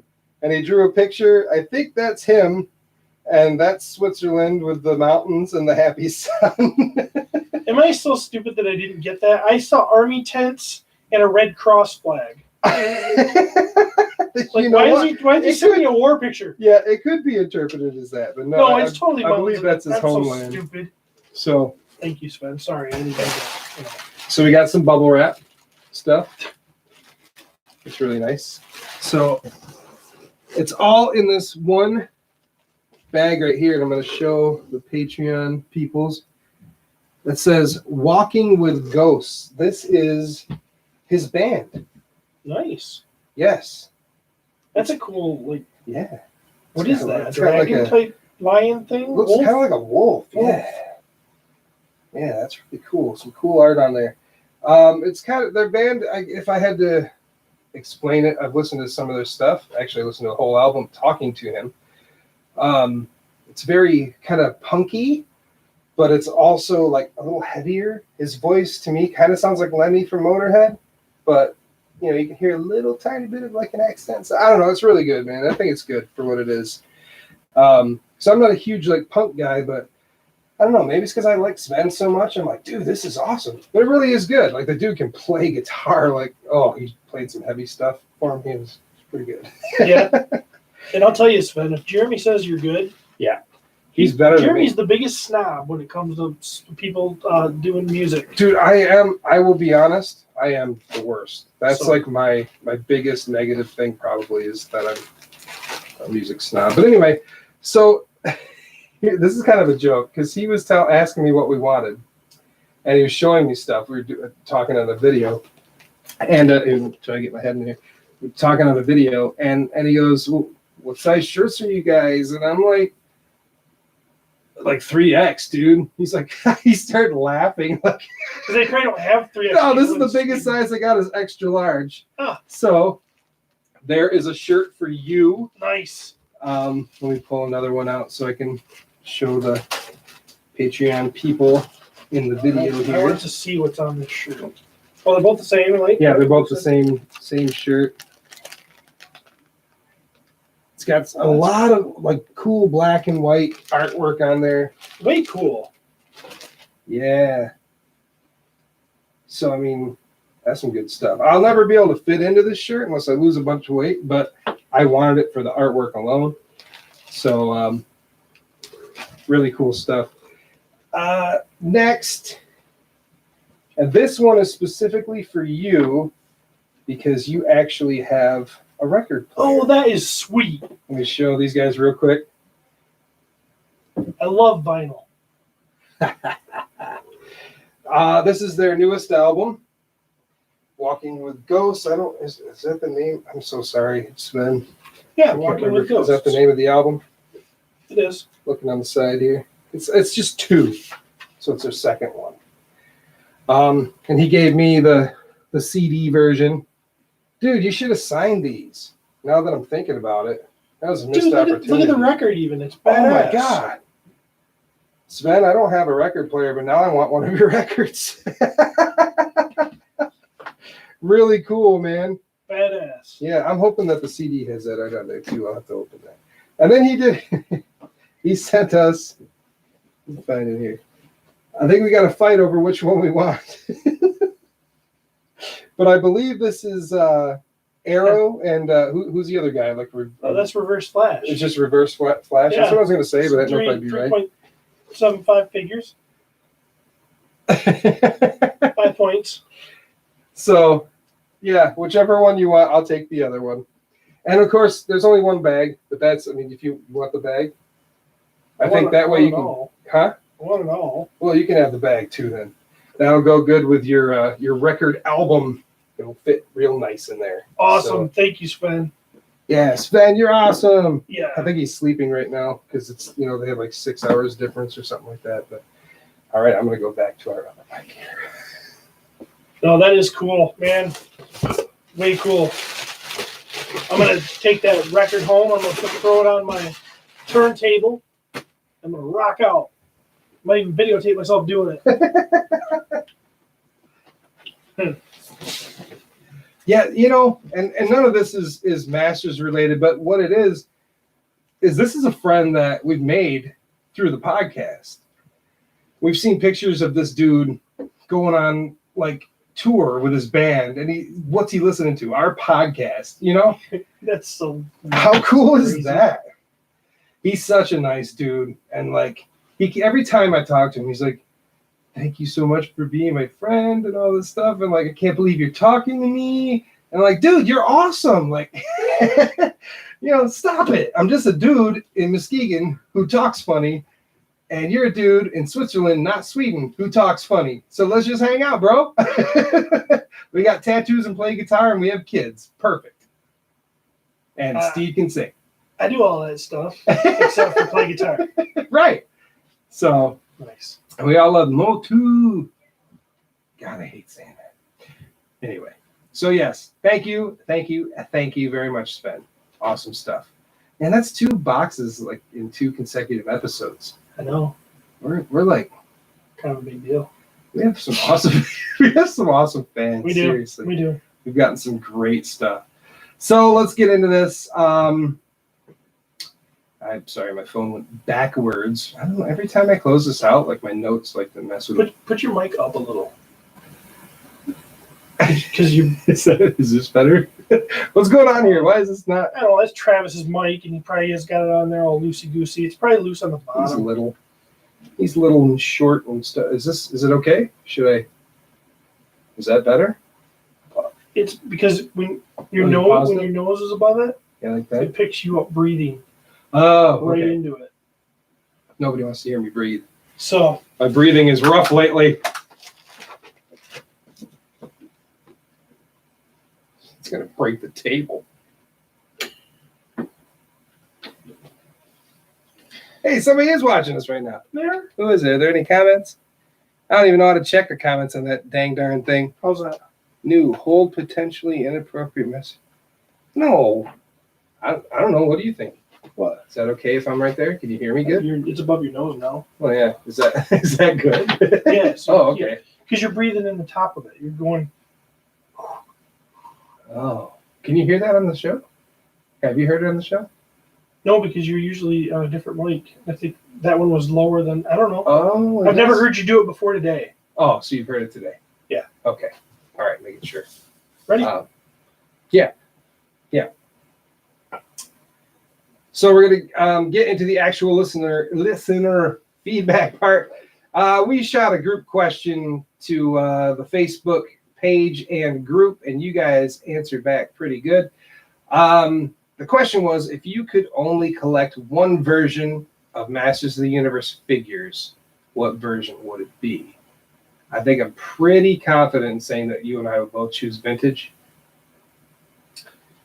Ah, man, You have a lot of classics, though. I would choose vintage, classics. 100%. Classics are the best version of everything, though. In my Of course. opinion. To me, it's all about nostalgia, But though. then there's the nostalgia attached to the vintage. That's a really, really tough one for me. I would say it's almost equal with them. Especially since I've gotten some of the rarer figures in my collection, though.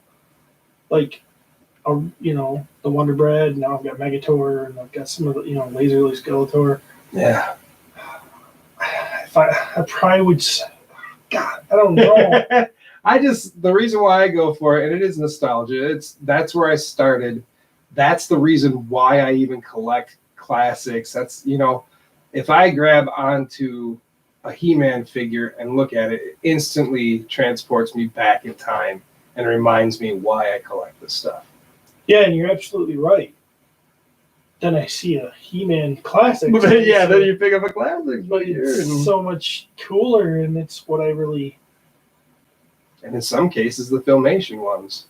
I don't know, man. It's hard, but I do have to say, as much as I love the Filmation ones, I would keep classics over Filmation. Yeah, they're closer to the action figures. Mm-hmm. The action figures were more close to my heart. Yeah.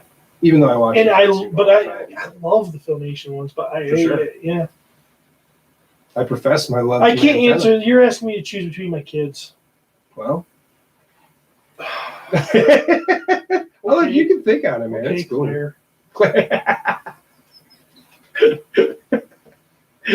Okay, so we had 44 responses to this.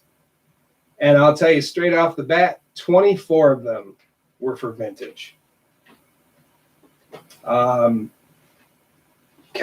let's see. If I could go through all your names. There's so many of you, though. Aaron Voorhees, Danny Martinez, Robo Wolf Monster, Podcast, Eternian Royalty, Richard Haynes, Tomas Rydberg, Paul Guyton, Nick Peterson, Lacey Dean. Actually, Lacey Dean said, New Adventures? Just kidding. It has to be vintage. I associate those toys with the rare happiness of my childhood. I hear you, brother, and I do. Matthew Carlson, Jim Bagtaz, Logan Freeman, Ryan Sennett, Travis Cox, Ryan Davis, Ken Hill, Tim Sawyer, Ben Sachs, Carl Miller. He says, I guess it would be between classics and vintage. Come to my head, I'd probably do vintage. I bet you that's what Steve would do too. Slade Shepard, Larry Eleftherios Dracus, God, I hope I'm saying that right. Anthony Housiel and Len LaGuardia all chose vintage. You guys were all correct in that answer. That's right, I said it. We got one vote for New Adventures. Really? Who's it? Matt MC, baby. He says, for me, New Adventures in Space, the 1992 toys, especially as they marked the end of the He-Man era. Yes, you could say it ended in 87, but we can't forget the space ones. Mattel wasn't giving up on He-Man just yet. It's interesting to see how they tried to keep it going. Interesting is one word. Yeah, interesting is something you could say. I think I could appreciate it a little more these days. I think actually what kind of softened the blow is getting the classics versions of those figures. When the Four Horsemen took them and sculpted them, made them. Like, oh, those are sweet. Well, Cool. the vintage ones aren't, but they resemble the classics ones. So, we had 4 for 2000X.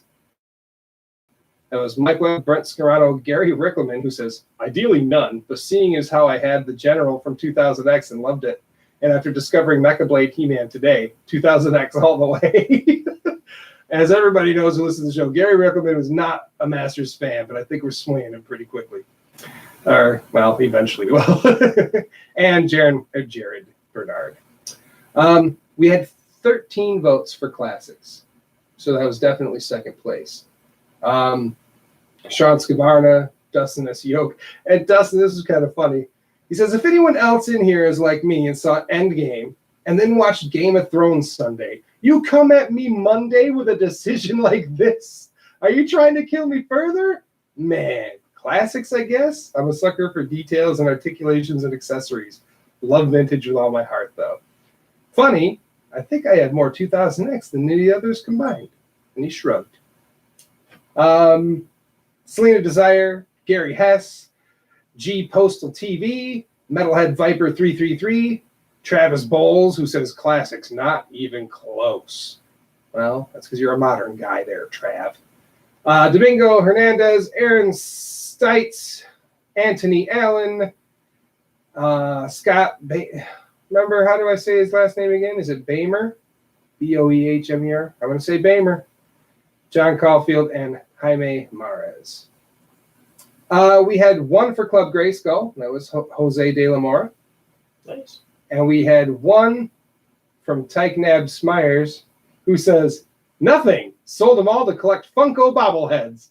You lying sucker, you. Okay, so that brings us on to our listener questions. We had some responses to our last episode. Gary Rickleman came in and said, if you have a He-Man restaurant, at the very least, you have to have cocktail toothpicks in the shape of the Power Sword and Skeletor's staff, and the kitty booster seats need to be shaped like Battle Cat and Panther. Done. Yeah, that's something we missed. Thanks. And the last episode, that was our thing. Our random was we had to come up with a Masters-themed restaurant. So, Paul Guyton says, as far as restaurant ideas go, how about a chocolate fountain shaped like Snake Mountain? You know, with the chocolate spewing out of the snake's mouth instead of the lava. I like it. He said, I just watched the end of the Patreon live video. You guys kill me with your mini comic performances. Can't wait to watch Steven's Elvis Rock Dude voice next time. Haha. Yeah, I've been trying to get it good for today. He's been practicing. Me, I'm going in. I did a little check before we started, but my voice feels a little weak. Oh no. Yeah. Eugenio Anguria. Eugenio Anguria. God, how close am I, man? I gotta be wrong. I mean, I bet you it sounds way cooler how it really is. Anyway, he says, I only recently discovered your podcast and I've been binging on it. I'm up to episode 11, so I have a few to go before I get caught up. Really fun listening to you guys. Though I never collected the Masters of the Universe figures, I got hooked with the Filmation series. I've always liked fantasy, and POTU sure has enough to please anyone. I enjoyed the 2000X show as well, and was very disappointed to see it get canceled. It was really good, and they were about to introduce the Horde, maybe She-Ra, in the 3rd season. Nowadays, I collect the shows and the music from the Filmation series. By the way, the LP cover or the LP story reading was really good, and I like the cover of that theme at the end of episode 10. It had hints of the Filmation score that worked like a charm. I'll keep on listening until I get caught up. Thanks for making this podcast. Hey, side note, Eugenio, God, I hope I'm not wrong. I also threw in the movie theme at the end of that too. So when you hear like the those are the horns for the movie theme as well. And that's available if you're a Patreon supporter. Yeah. If you're a Patreon supporter, you can go in and listen to that music without us talking all over it. Can they download it somehow or no? I don't know. I'm not a Patreon supporter of ours, and I have it at my fingertips all the time. So I don't know. I should probably just ask one of them if they're able to do that. If not, I can probably make it downloadable for them. That would kind of be neat. Yeah. Yeah. Have it for yourself, you know? Take a shower and listen to that music and make it a ringtone. I think somebody did say that too. Yeah, I think that's what I was. You want to do that? Thanks for making this podcast. Yeah, you know, we had no choice. We met each other and said, that's what we're doing. Yeah. Scarlett Starkey said, Jeremy, that Mrs. Doubtfire voice at the beginning sounds like Cobra Commander to me. A little bit. Does it? I mean, a little bit. Hey. I mean, I guess if it... Hey. I don't Yeah, know. if you evil it up, but for some reason your version sounds nice. Hey guys, it's me, Cobra Commander. You got like a lisp. That doesn't. Yeah, but he's a snake guy, so he's got to have a little bit of a lip, right? Cobra Commander he talks slower. Yeah, I know. Yeah. Anyways, I can't do his voice. Yeah. neither can I. And Richard Haynes says, thanks for the in-depth discussion around Orko as a more regular figure, and sorry to make your brains hurt. And can we talk about Larry Eleftherios Sadraka's custom? Yes. Can we? If you guys have checked out our Facebook page / group, either of those, Larry totally dropped. I mean, he took that challenge, and he made a custom of Orko in a human-esque body. It's really awesome. It's so good. I love it. It's really good. He took I believe it was a Stinkor head, with the 2000X Orko like bandana and hat, and then like used I don't know what the body was, maybe like a Skeletor or like maybe even a Stinkor body, but it's all blue now. Yeah. I love that look. You're like, yeah. It's awesome. Some red boots and like he's got a trap jaw armor, but it's red now. He's got a sweet red cape with an oh my god, he just looks great. Super cool. So something in the walls. Wow, Pete's probably rummaging around out there. Pete pooping again. Maybe. So also we have Bo Chapel. Found out how to pronounce that. He says, "Oh, it's chapel like the church." And I'm sorry you lied when you said you had the flu. Hey man, that's what I thought I had. And he says, "Were you talking about Kevin Michael Richardson, by the way? He would make an epic cringer / battle cat." And that's who I was talking about. I couldn't think of his name. He's the guy who did Shredder's voice on the 2012 cartoon. Oh. Yeah, he's got a sweet voice. Not familiar with that. Well, you best get familiar. Nick Peterson says both your ideas on the themed restaurant was awesome. That's right. They were awesome.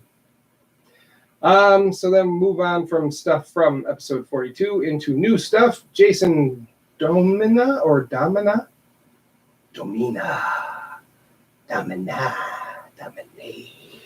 Jason says, love the cast. Can you guys talk about how King Hiss is a better bad guy than Skeletor? Please and thank you. Well, I think we'd have to agree with that statement before we can talk about how he's better than Skeletor. Nobody is better than Skeletor. No, in my book. He's the Mac, man. He's the man. You can't get any better than Skeletor. Honestly, if I'm being honest, and King Hiss is my least favorite villain. Out of all villains or out of all leaders of villains? Leaders of villains. If you put up Skeletor, Hordak, and King Hiss, Yeah. King Hiss is the least favorite of the leaders of any villain sect. Yes, I would agree with that actually. Although I like the idea of the Snake Man and King Hiss and his ability to go from man to snaky snake. I can't. He's not better than Skeletor, man. I know you got a love for him. I got a couple messages. I get it. Yeah, I get why. If you like snake dudes who got like 8 snakes coming out of their body, that's pretty sweet. But yeah, I'm sorry, man. Can't agree with you. But you do you, brother. And tell me how to say your last name, because I'm not good at those. Gary Rickerman says, "Do you know if Super 7 will be making more She-Ra/Katras available, or continuing with any other characters?" There's a 2-part. We'll start with that one. I don't think they're making anything else for that. Bottom line, I think that's done. If you got some stuff, lucky you. They keep saying Mattel is going to make stuff though for the new She-Ra cartoon. Do they? I've heard a few times. I don't know where it's at, but We'll say it's coming. But already at season 2. But yeah, no, Super 7's not going. I think I've read something where they said they're not going to. So yeah, that was a one and done kind of deal. Yeah. He also says, also the She-Ra 2000X Wizard exclusive is a beautiful figure. Why was she an exclusive? Was she not in the show? I can't say as to why she was an exclusive, but she was not in the show. Yeah, I think that's why she was an exclusive. Well, I can't say that was their reasoning. It probably was, but I can't say that it was. If I was going to speculate, I'd say it's because she never made it in the show. Yeah. Pretty cool figure. I have her. She has rooted hair. Yeah, she does. It's basically a Tila. Basically, yeah. Buck with some changes in rooted hair. Yeah, she's beautiful. It's a good She-Ra figure. Yeah. I didn't open mine. I did. Ripped her right open. Yeah, she's lovely. It is nice. Yeah. Get yourself one, Rick. The Rick. Rick? Brent Griffiths. When you were little, what non-Masters of the Universe action figures used to mix it up with your Eternian champions and villains? For me, the Supernatural's Ghostlings seemed like a natural fit. The sword handles were even about the same size, so I'm pretty sure one of them became He-Man's new power sword. I mean, given the chance, why wouldn't 8-year-old me give him a glow-in-the-dark sword? It's a good point. Well, I know you. Okay.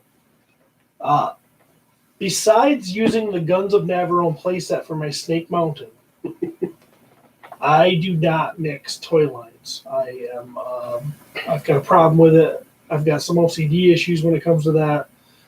So nothing. I didn't use anything other than POTU.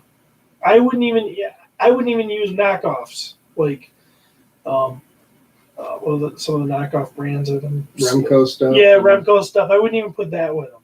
They were just it was master stuff. It was. I'm a big. Those are subpar. Yeah, I'm a big snob when it comes to that stuff. It's just like some people played with Star Wars figures along with their GI Joes. No way, not happening for me. And I'm still a little bit like that. I've got issues with it. So if you want to do that sort of thing, have at it. But I'm pretty conservative when it comes to my toys. I was exactly the same way.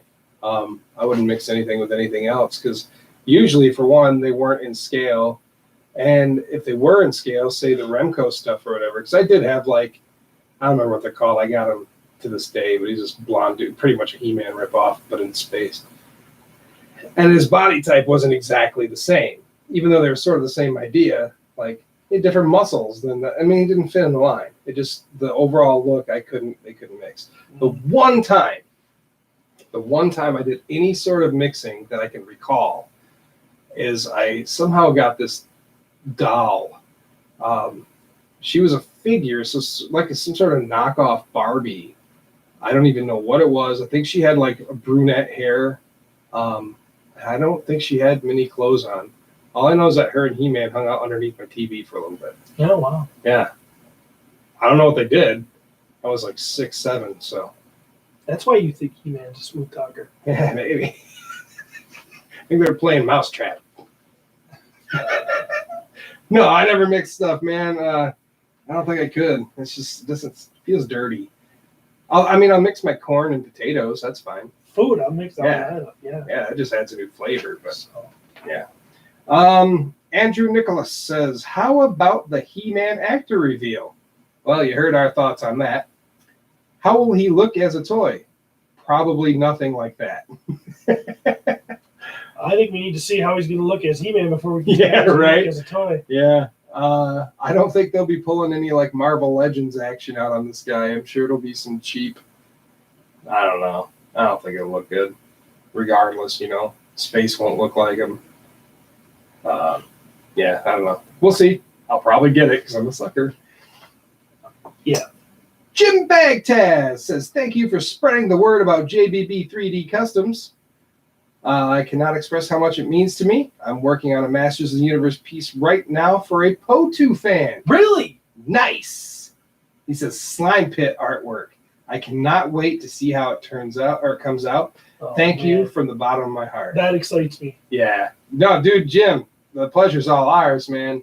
You sent us some really cool stuff. The least we could do is pimp it for you and try to get you some more business. I mean, good stuff. Seriously, guys, check it out. JBB 3D Customs.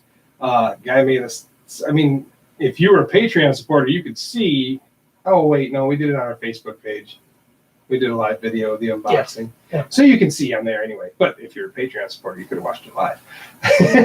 Just had to throw that in there. So yeah, really good stuff. You're welcome, Jim. Our pleasure. All right, here's another name I'm going to screw up. Wis Jaro. Wis Jaro. I have no idea how you say your name, but it's awesome. WHISJARO. Says, "Hello. Love the podcast." Thank you very much. "I have a question for tomorrow's show, which is today." Great. Says, "I'm a newer listener, so I apologize if this has been asked already. I seem to remember a contest in the 80s to create a new Masters of the Universe character. I remember working on a pumpkin character and story with my older brother. Do you guys have any recollection of the contest or what the winning design was? Keep up the good work." Yes, we do now. I don't remember it at all from the 80s, though. No, I don't remember when it actually happened. I just know what happened. Yeah. From the end result has been talked about quite a bit especially in the classics collector community, because they actually made that figure finally. So, and I could be wrong, but to my understanding was the winner was a character named Fearless Photog. Yes. But the figure was supposed to be made, wasn't it? Yeah, they were supposed to be made in the 80s, and it never was. Never was produced. Yeah. So, in the classics line, they did the 25th or 30th anniversary line or something. 30th anniversary line. They did, and they actually did produce this figure in classics. Yep. So, if you look it up, you should be able to find pictures of Fearless Photog somewhere. It's basically a big camera guy. Yeah, he's got like a video camera type head and some stuff in his chest or something. I don't know. I think he take pictures of you and swallow your soul or something cool. I don't remember. But I mean, he's interesting. I don't have him. I don't have the classics version either. Oh, really? Do you have the classics version? Oh, you just said you didn't. Duh. Right. That's exactly what it is. Yeah. It would be cool if they made a vintage version of him, though. See, that's what that'd be Super something 7 Super should 7 be doing. would do. And it seems like somebody's asked me if they're going to do that before, and I don't remember the answer, but I think it's only fair, man. Especially if the dude's still around, man, that dude deserves a figure. I think they've tried to contact him. Yeah. I could be wrong about this too. Yeah. Seems like I heard something where they tried to get a hold of this guy and can't. I've seemed to have heard something about that too, but my recollection beyond that part is, it's like the Thanos snap. Just gone. There were some other contenders as well, but not really. I think there was Netta, something like that. There was a chick that was a net. I have no idea. And there was a big eyeball dude. And then there's some other ones too. Okay. Huh? No. I don't remember his name, but yeah. So check those out, man. Tomas Rydberg says, can't come up with something to ask. It is a great time to be a Masters fan. So much stuff going on. You guys agree? Yeah. There is a lot going on. Yeah. Come on, I mean, no matter which way you look at it, they're making a Snake Mountain.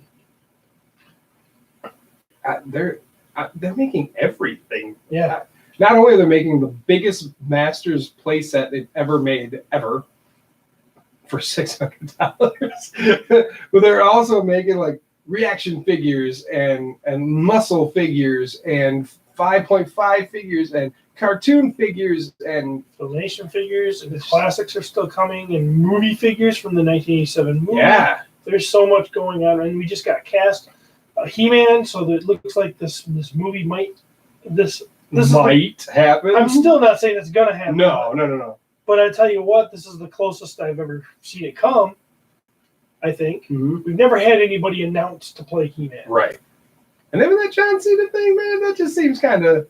Like, yeah, what? yeah. What? No, you're absolutely right. This is. It's a pretty good time to be a fan, really. Like, we're getting a lot of stuff now. It's a bummer that we're like all old now, but I mean, it keeps us young. I think it does. Well, at heart. Yeah. I mean, like, sure. we're aging, like, even as we talk now, we're aging. Yeah. Damn it. Nick Peterson.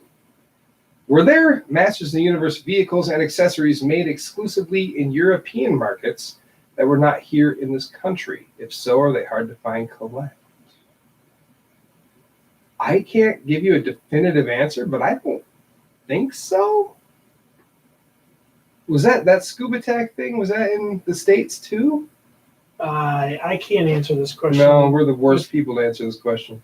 Confidence. I thought you'd have done some research. Right, I probably should do something for this show sometime. Jeremy does all this stuff for the show, and I just show up. And but which puts more pressure on him because he's actually seen these questions and he should have done some research. Yeah, I know. I didn't know Right. that this question was coming. See, I just figured that. Well, I saw you made a comment. Oh no, it wasn't on that one. You made a comment on the other one. Yeah.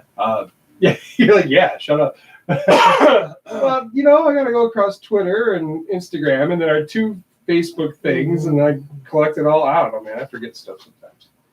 I want to say there are little vehicles and I think that scuba thing was one, but I'm not positive. I can't go out on a limb for it.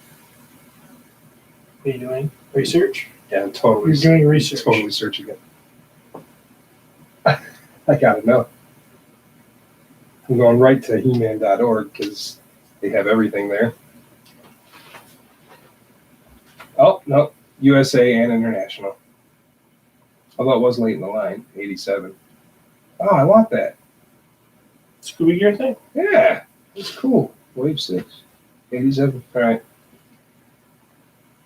So with the magic of editing and technology, I have done some research, and it looks like that Scuba Tech thing was USA and international. So off the top of my head, What man. about the dinosaurs?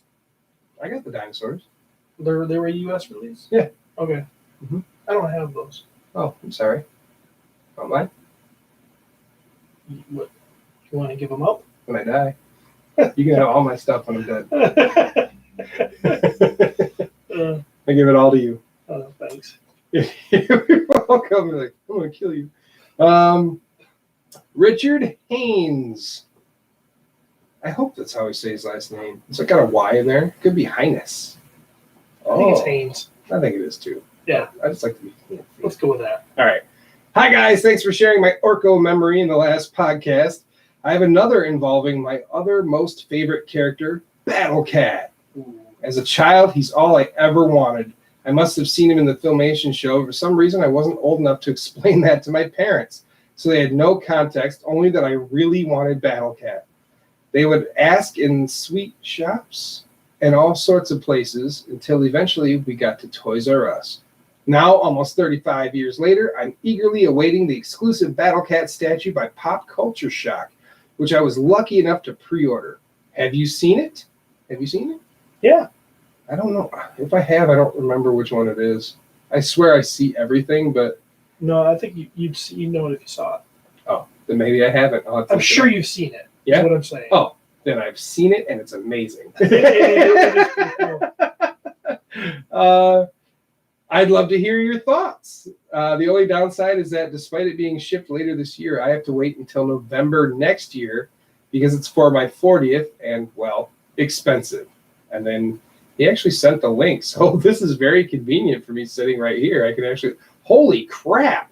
Let me see if it's what I thought it was. Yeah, that's what I thought it was. Yeah? Yeah. Wow. It's really cool. That looks vicious. Yeah, that's why it's so cool. He doesn't have his helmet on. Can you put a helmet on him? Oh my God, look at that face. He looks like a real tiger. Oh, he does have a helmet. Yeah, it's amazing. Oh my God. Yeah, that's pretty BA, man. Even with the glow, look at those eyes. Oh, I would pee myself if this thing came at me. When then I'd see the Is there a ripping. price on that thing? Yeah, 500. higher, $550, Wow. $550. Almost get a Snake Mountain. Right, Almost. right. That's what you got to throw it at people. Yeah, you get a Snake Mountain for $600, but $550 for this measly battle cat. This battle cat's so amazing, though. How big is he? I don't know. It says 1/4 scale. What does that mean? It means 1/4 the size of a real battle cat. All right. That's gotta be pretty big then. Well, oh, it doesn't. Because quarter scale is large. Okay, well, see that little picture of the guy in the corner? Is that like how big you think it is? Yes, that's big. Yeah. Yeah, that thing's like bigger than your arm. That is pretty amazing, though. You could sit a baby on that thing for sure. Okay, I have a definitive answer about the Mythic Legions at PowerCon. Oh, okay. Right from Cornboy himself. Cornboy himself. This is his answer to me. They're considered PowerCon debut figures instead of just exclusives because they're going to be sold elsewhere too. You can just get them at PowerCon first. Which is what they did last year, too. So Yeah. Awesome. So they will be available at PowerCon. Yay. Thanks, Cornboy. Okay. So that's amazing, dude. Yeah, that's quite the figure. Lots of detail in that thing. He also says, I do have a very random idea, but he says, what if we had figures based on all the Masters of the Universe vehicles? I don't know if I'm venturing into the Mythic Legions world, but I would so love to see figures based on the Dragon Walker, the Roton, and the Land Shark alone. And Battle Ram Man? Sorry, I said it was random. That's actually like some cool ideas, man. Yeah, fun stuff. Mixing those things together. I mean, they sort of did something similar, but not to that degree.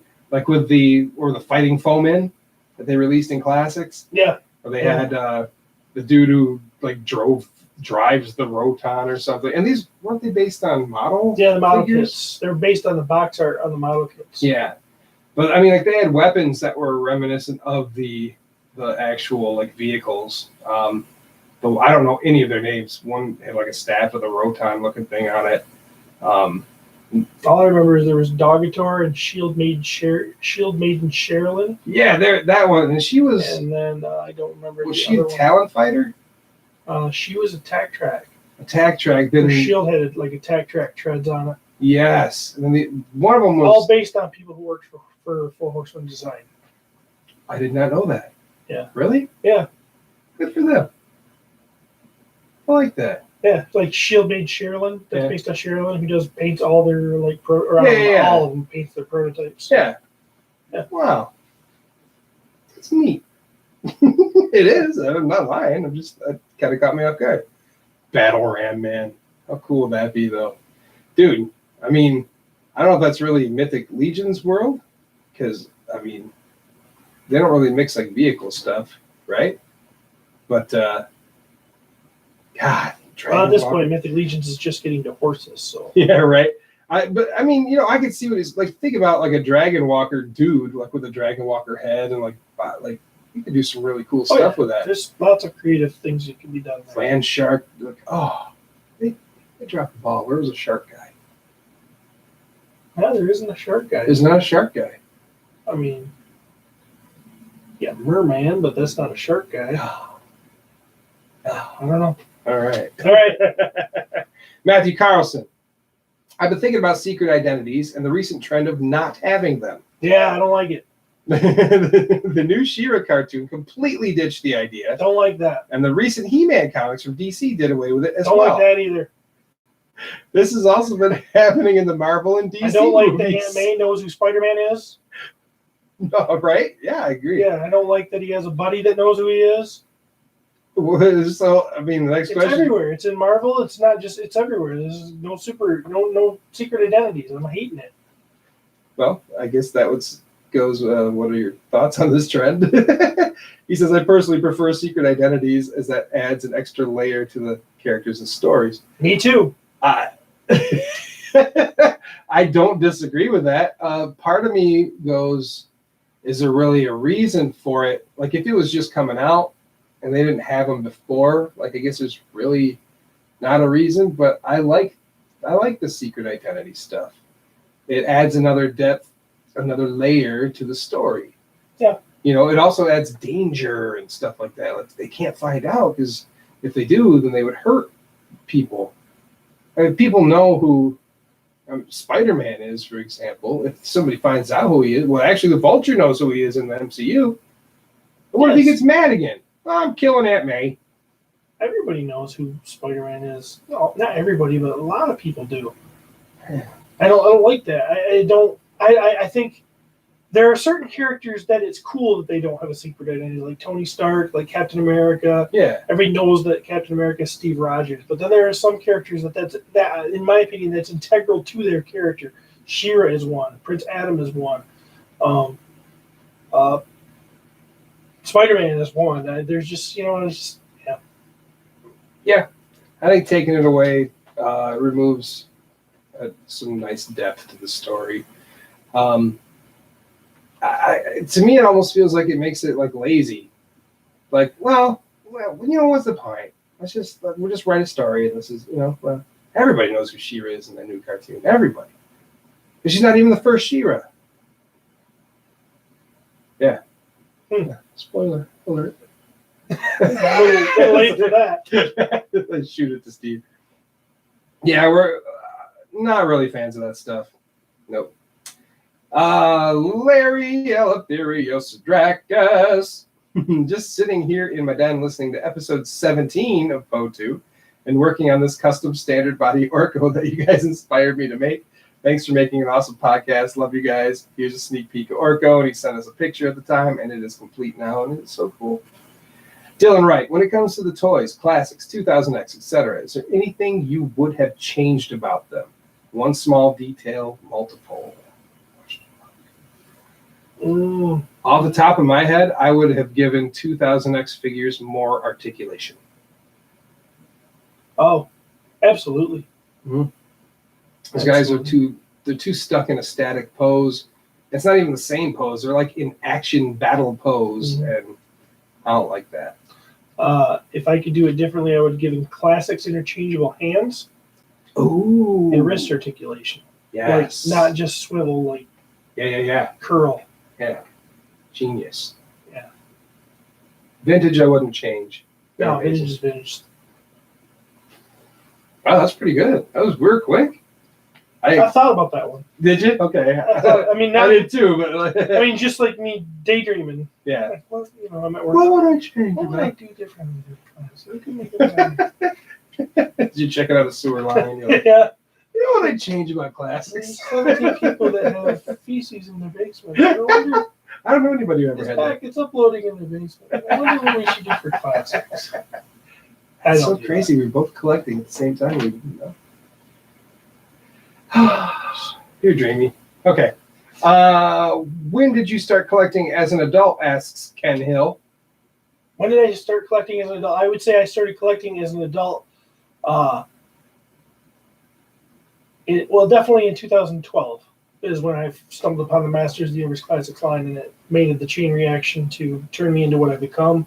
But I will say that, I mean, when eBay was brand new, I was collecting G.I. Joes off eBay before PayPal. But this is when you had to do like I can't remember going. getting in a money order. You send the money order. You wait for that person to get the money order. Then they ship your box to you. So it's like a 2 or 3 week turnaround on eBay. And a lot of things didn't even have pictures. They just had descriptions. So I was like 18, 19, 20 at that time. So, I mean, I guess I'm an adult then. But, yeah, so, but then as I got married and had kids and stuff, I would not call me a collector. But so I guess my answer is 2012. That's a roundabout way of saying, I don't think that I ever really stopped collecting. I would always remember being young, like I was turning 13 or something, and that's not adult, but I'm just thinking I remember getting toys for that birthday from a friend, and I actually went into my bedroom with him so he could give me the toy and I could, rip it open and check it out there because there were people over. You were kind of embarrassed? Yeah, I didn't want them to know there was a girl over. So, but I can remember when I was 19, I had a girlfriend that bought me a Ninja Turtle figure. When I was 21, I had a girlfriend buy me Ninja Turtle figures. Duh. Different girl. I just thought of something. I collected the 2002 series. So yeah. See, I mean, when 2002 I guess I never out, really did shut down completely. Right. I never was full bore into stuff, but I would just see I remember getting He-Man and Skeletor 2000X when that came out, and that's all I got.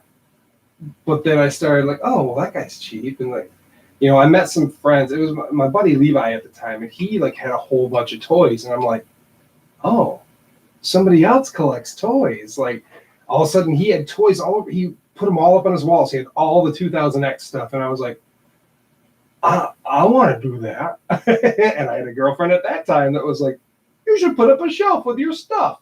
And I only put up a little one, and then of course once I got with Laura, she was just she never said no. So, and now she encourages me and buys it all. So I don't think I ever really stopped. I got hardcore into it when almost probably the same time you did, Steve, probably 2012. Finding all that's when eBay hit and all that stuff for all the old action figures, and I started getting my old collection back, and then some. Yeah. So, and our last. Oh well, Martin Canteros asked us to talk about Snake Mountain. I think we have at length. That's right, but he did ask us to do a poll to find out how many fans are going to pre-order. And we did this, actually. And I'm trying to find it right now because it was interesting. It actually kind of has me worried. Here it is. I'm trying to get there. We had 45 votes on it. Will you be pre-ordering Snake Mountain? 33% said, of course, I need it. 67% said, unfortunately, no. I don't know. It's 45 votes in our group, though. Yeah. Had this reached a bigger community, maybe. I gotta hope that Super 7. I believe Brian did say on one of the podcasts I listened to him on. It was probably Roast Google Dinner. You should go listen to that if you haven't. That he's not expecting this to blow out like Castle Grayskull did. So that doesn't mean this thing isn't going to get made because let's say our poll is representative of what it's going to be on the large scale. Yeah. And 33% of the MOTU fans that are out there, the collecting Masters of the Universe fans, are going to buy this. That might be what they figured. Right. And that's where they come up with this $600 price because they figured that was going to be the case. Could be. Guess we'll find out. Because let's face it, what if it was 500? Would that really bring in? How many more people would that bring in? I say a lot of people, if they weren't going to pay 600, they weren't going to pay 500 either. No. That's my opinion. Yeah, you're probably right. Now, if it was half that price, if it was 300, I think that then you would get into a lot more. Yeah, I think I might even consider it at that point, even if I wasn't going to put it up, just to have it. Our last question, actually, it's a comment from Lacey Dean. Says, not sure if you saw what I posted in some other MOTU groups, After watching the Chardy McDennis episode of It's Always Sunny in Philadelphia, they used a He-Man Classics figure. You ever watch It's Always Sunny? No. That show is one of the absolute funniest shows I've ever watched in my life. Really? Absolutely. I suggest it's ludicrous and it's absurd and it's offensive and it's awesome. It's totally up my alley anyway. There's a game that they play, which is the Chardy McDennis, which is a mix of all four of the main characters' names. And it's the game of games and basically has a bunch of dumb rules and they cheat and it's crazy. But anyway, yeah, they end up destroying a Classics He-Man figure, which I believe is supposed to represent. I haven't seen it so long, but I think it's supposed to represent their characters. So, we're at 2 hours and we haven't even gotten into the mini comic yet, so we got to roll. We got to get. Somebody's scared of being awesome. That's cool. We can, you know what?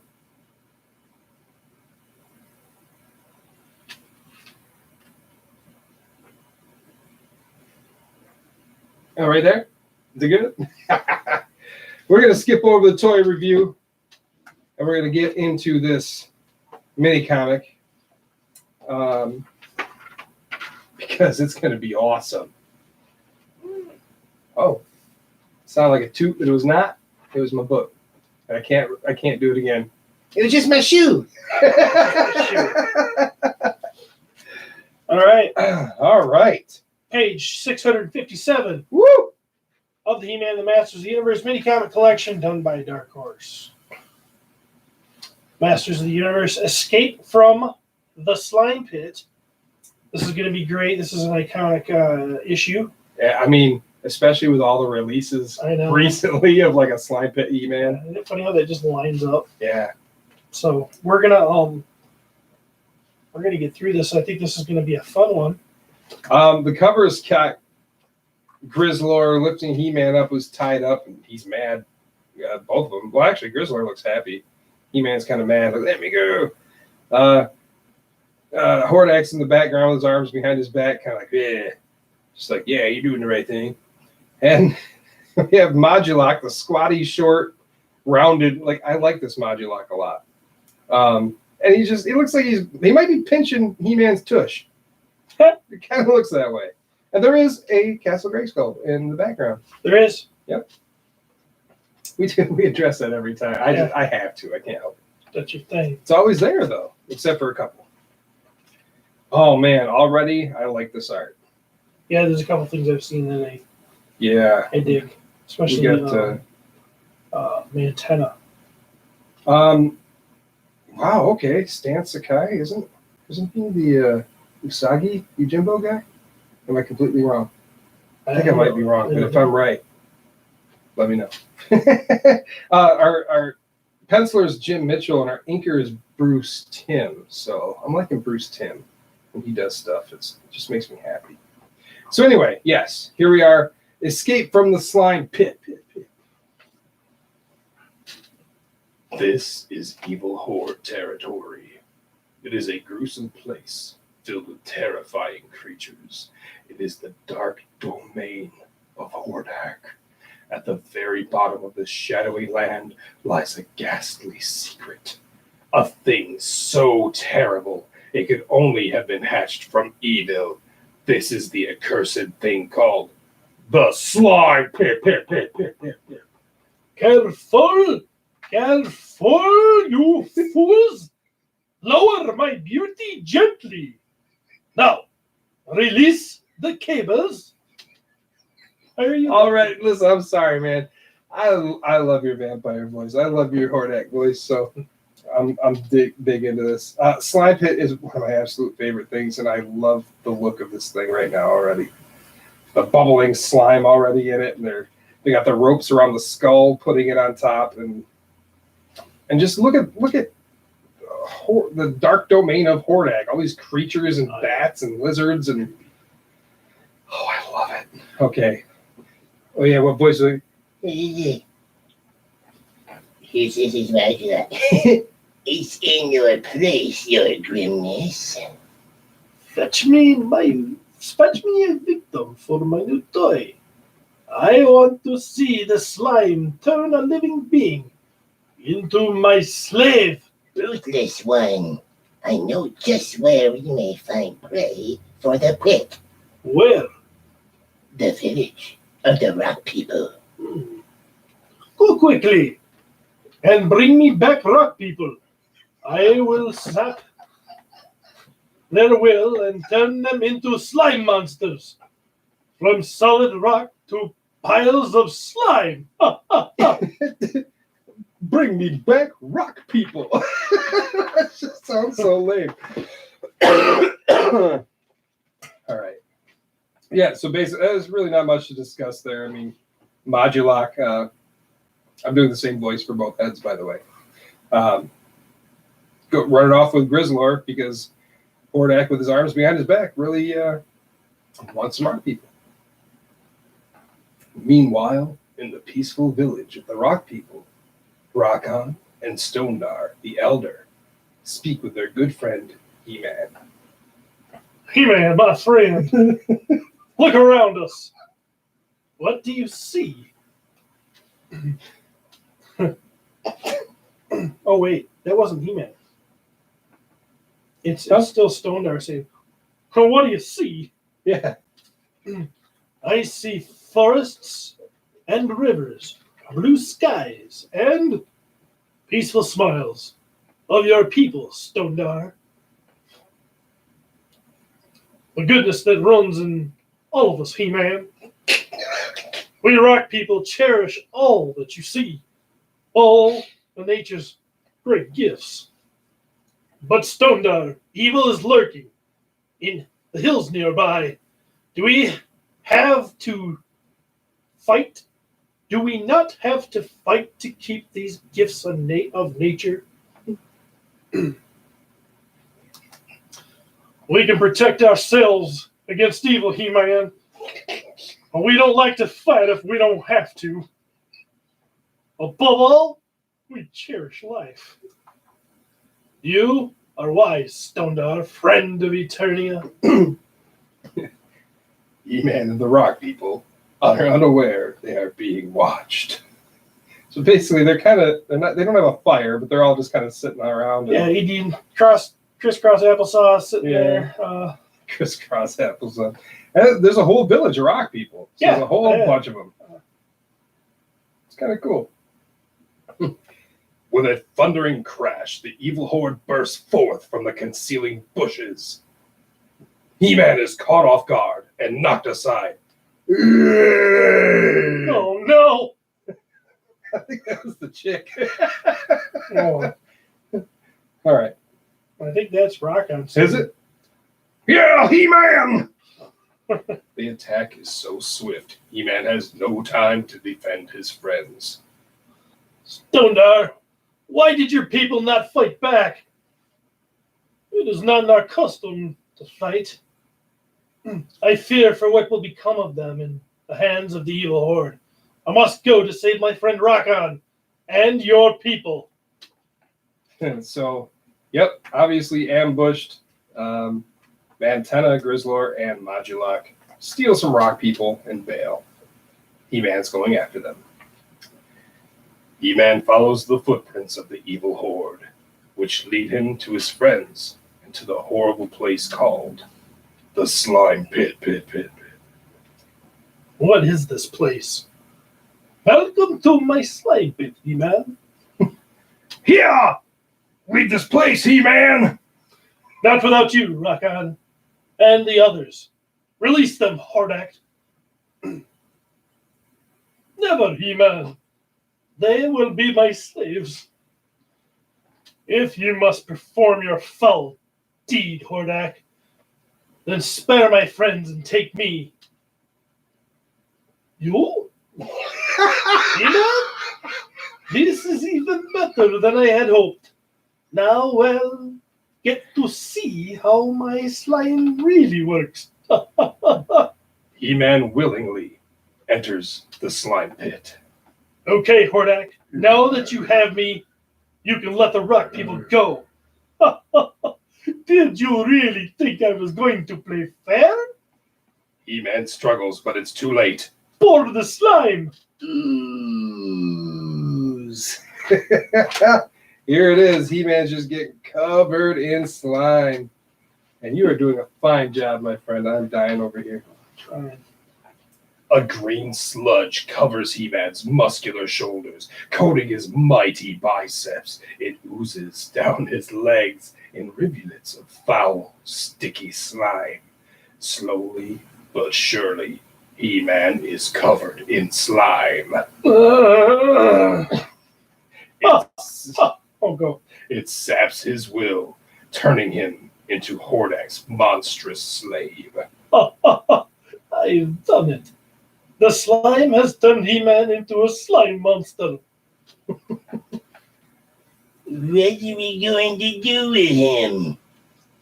Fool, this slime monster will do anything I tell him to. I could rule Eternia. What about Skeletor? Indeed, my slime monster will drain all of Skeletor's strength just by touching him. Go forth, slime monster, and destroy Skeletor. Hear and obey, master. Yeah! What have you done to him? Silence, or you will be next to feel the slime on your back. Yeah! The slime monster makes his way to Snake Mountain to destroy Skeletor. At the village of the Rock People, A monster! the Rock People use their incredible ability to turn themselves into rocks and disguise themselves from the eyes of the slime monster. So He-Man's all slimed up and he's just walking past him. Right. And one of these poor guys, you think that's probably Stone-Dar, isn't it? Yeah. You know, poor He-Man. The evil ones have made a slime monster out of him. There's no way to face such a creature, but there may be a way to help a friend of the Rock People. I call upon the spirit of the sun. Oh. The Sun Rock.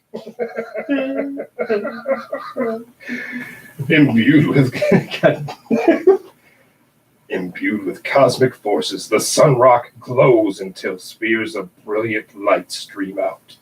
Basically, this looks like a mountain with a big rock on it. Yeah. In the direction of Snake Mountain. So this thing is like going to He-Man, right? The power of the Sunstone or Sun Rock. Well, Isn't that what you get out of it? yeah, because He-Man's on his way to Skeletor. I mean, that's what he's doing.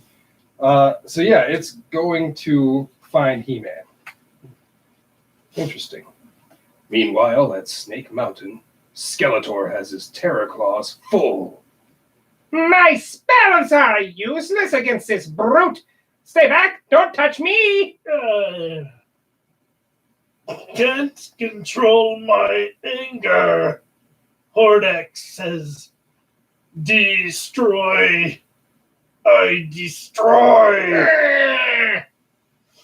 Somewhere inside of him, He-Man resists the powerful urge to harm Skeletor. No! No! Something inside of me fighting to be free from Hordak, from slime. Suddenly, spheres of dazzling light surround He-Man. It is the light of the Sun Rock. You are not You are not a monster. Arr! You are He-Man, but the slime. Oh, that's the. It's the Rock? It's the Rock talking to The you. Rock talks? Yeah. All right. Who's the Rock? All right. Oh, you want to be the Rock? Sure. You are not a monster. I just want to say what I was going to do to be the Rock. Yeah? What were you going to do? If you smell. Oh. Go ahead. All right. You are He-Man, but the slime pit has drained your will. Still, I sense your longing to be free. But I can't control my anger. I'm a menace. Hear me, He-Man, because you are good and you fight the evil inside you. My light will cleanse you of the terrible slime. The sphere glows and radiates intense light. Skeletor shields his eyes and backs away from its power. I'm changing back. I am He-Man. Yes, he's back. No more slime. Meanwhile, at the slime pit, Hordak has been using his spy beam to observe the battle between Skeletor and the slime monster. He-Man had Skeletor in his grasp. Why didn't he destroy him? That fool! Quickly, place Rakan into the pit. Transported by the Sunrock, He-Man returns to the slime pit, bursting with renewed energy. No one can save you now. Oh no! Don't be too sure, Hordak. He-Man, free the rock people, Hordak. He-Man's like jumping like Superman flying through the sky there. And look at his shield. Yeah, it's the Flying fist fist shield, Yeah. which I think. They've been doing this like for the last few issues. Yeah, he's Flying like, Fist and Terror Claws. yeah. I don't know how you escaped my slime, He-Man, but it won't help your friends. Pour in the slime, Modulok. My spinning shield will take care of your slime. Eek. That's kind of cool though. Mm-hmm. He-Man uses that shield and just gets Modulok all covered in it. He-Man frees the rock people. He-Man, you have friends to fight by your side this day. While He-Man holds off The evil horde. The rock people climb to a ledge high above the slime pit and transform, hurling themselves down at the evil horde. they look like giant snowballs. Yeah, they do. Scatter! Ugh. So they're getting nailed. The horde's gonna have to run now. Before the evil horde can regroup, the rock people unfold, dazzling their enemies with their brilliant, dazzling armor. The light is too strong. Can't see anything. Hordak is defeated. The battle is over. For now. Before the sun rock save you, He-Man. What kept you from destroying Skeletor? Even though Skeletor is my enemy, I could not allow him to perish. That is the lesson of the Sunrock. Good will always triumph over evil, no matter what form it takes. Yeah! The end. Yeah! Yeah! Wow. Yeah! Wow, look at the next one. The Menace of Multibot is our next issue. I have never seen that one. This will be fun. So what do you think? I think it was fun. It was fun. That's one of my favorite ones, though. I love the slime pit. I love Slimy He-Man. I love Modula. I love the Horde. Oh my god, it was so good. I love the rock people now. Yeah, Even more than I ever have. Yeah! I want to tell you something, Rock On. Let's do it, Stone Dog. Come on, you old hound dog. So, oh my god, episode 4-3. Yep. That was fun, man. It's a good long one too. So hopefully you guys will be happy. So I guess what can I say?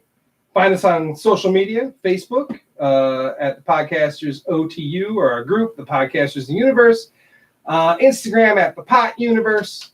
Twitter at the Pot Universe. YouTube, the Podcasters of the Universe. Find us on Podomatic, Stitcher, iTunes, Spotify. Obviously, we have Patreon now. So check that out. You can see us do all these dumb things live and in person, and it's wonderful. Make sure you go to iTunes and stuff and give us a 5-star rating. Subscribe to stuff. I mean, come on. Give us your love, because we have love to give to you. We do, and that's not all we have to give to you. Because 2 weeks, that's when we'll be back. We'll give you another episode. Oh, you're good. But until then, we'll see you around the universe. Ah, we did it. Yay. It's not too bad. 8:30. Not too bad. It's good. Starting a little early doesn't hurt. Ooh. No, I'm tired. Thanks for watching, guys. Thanks for supporting us. We love you. I'm going to try to end this now.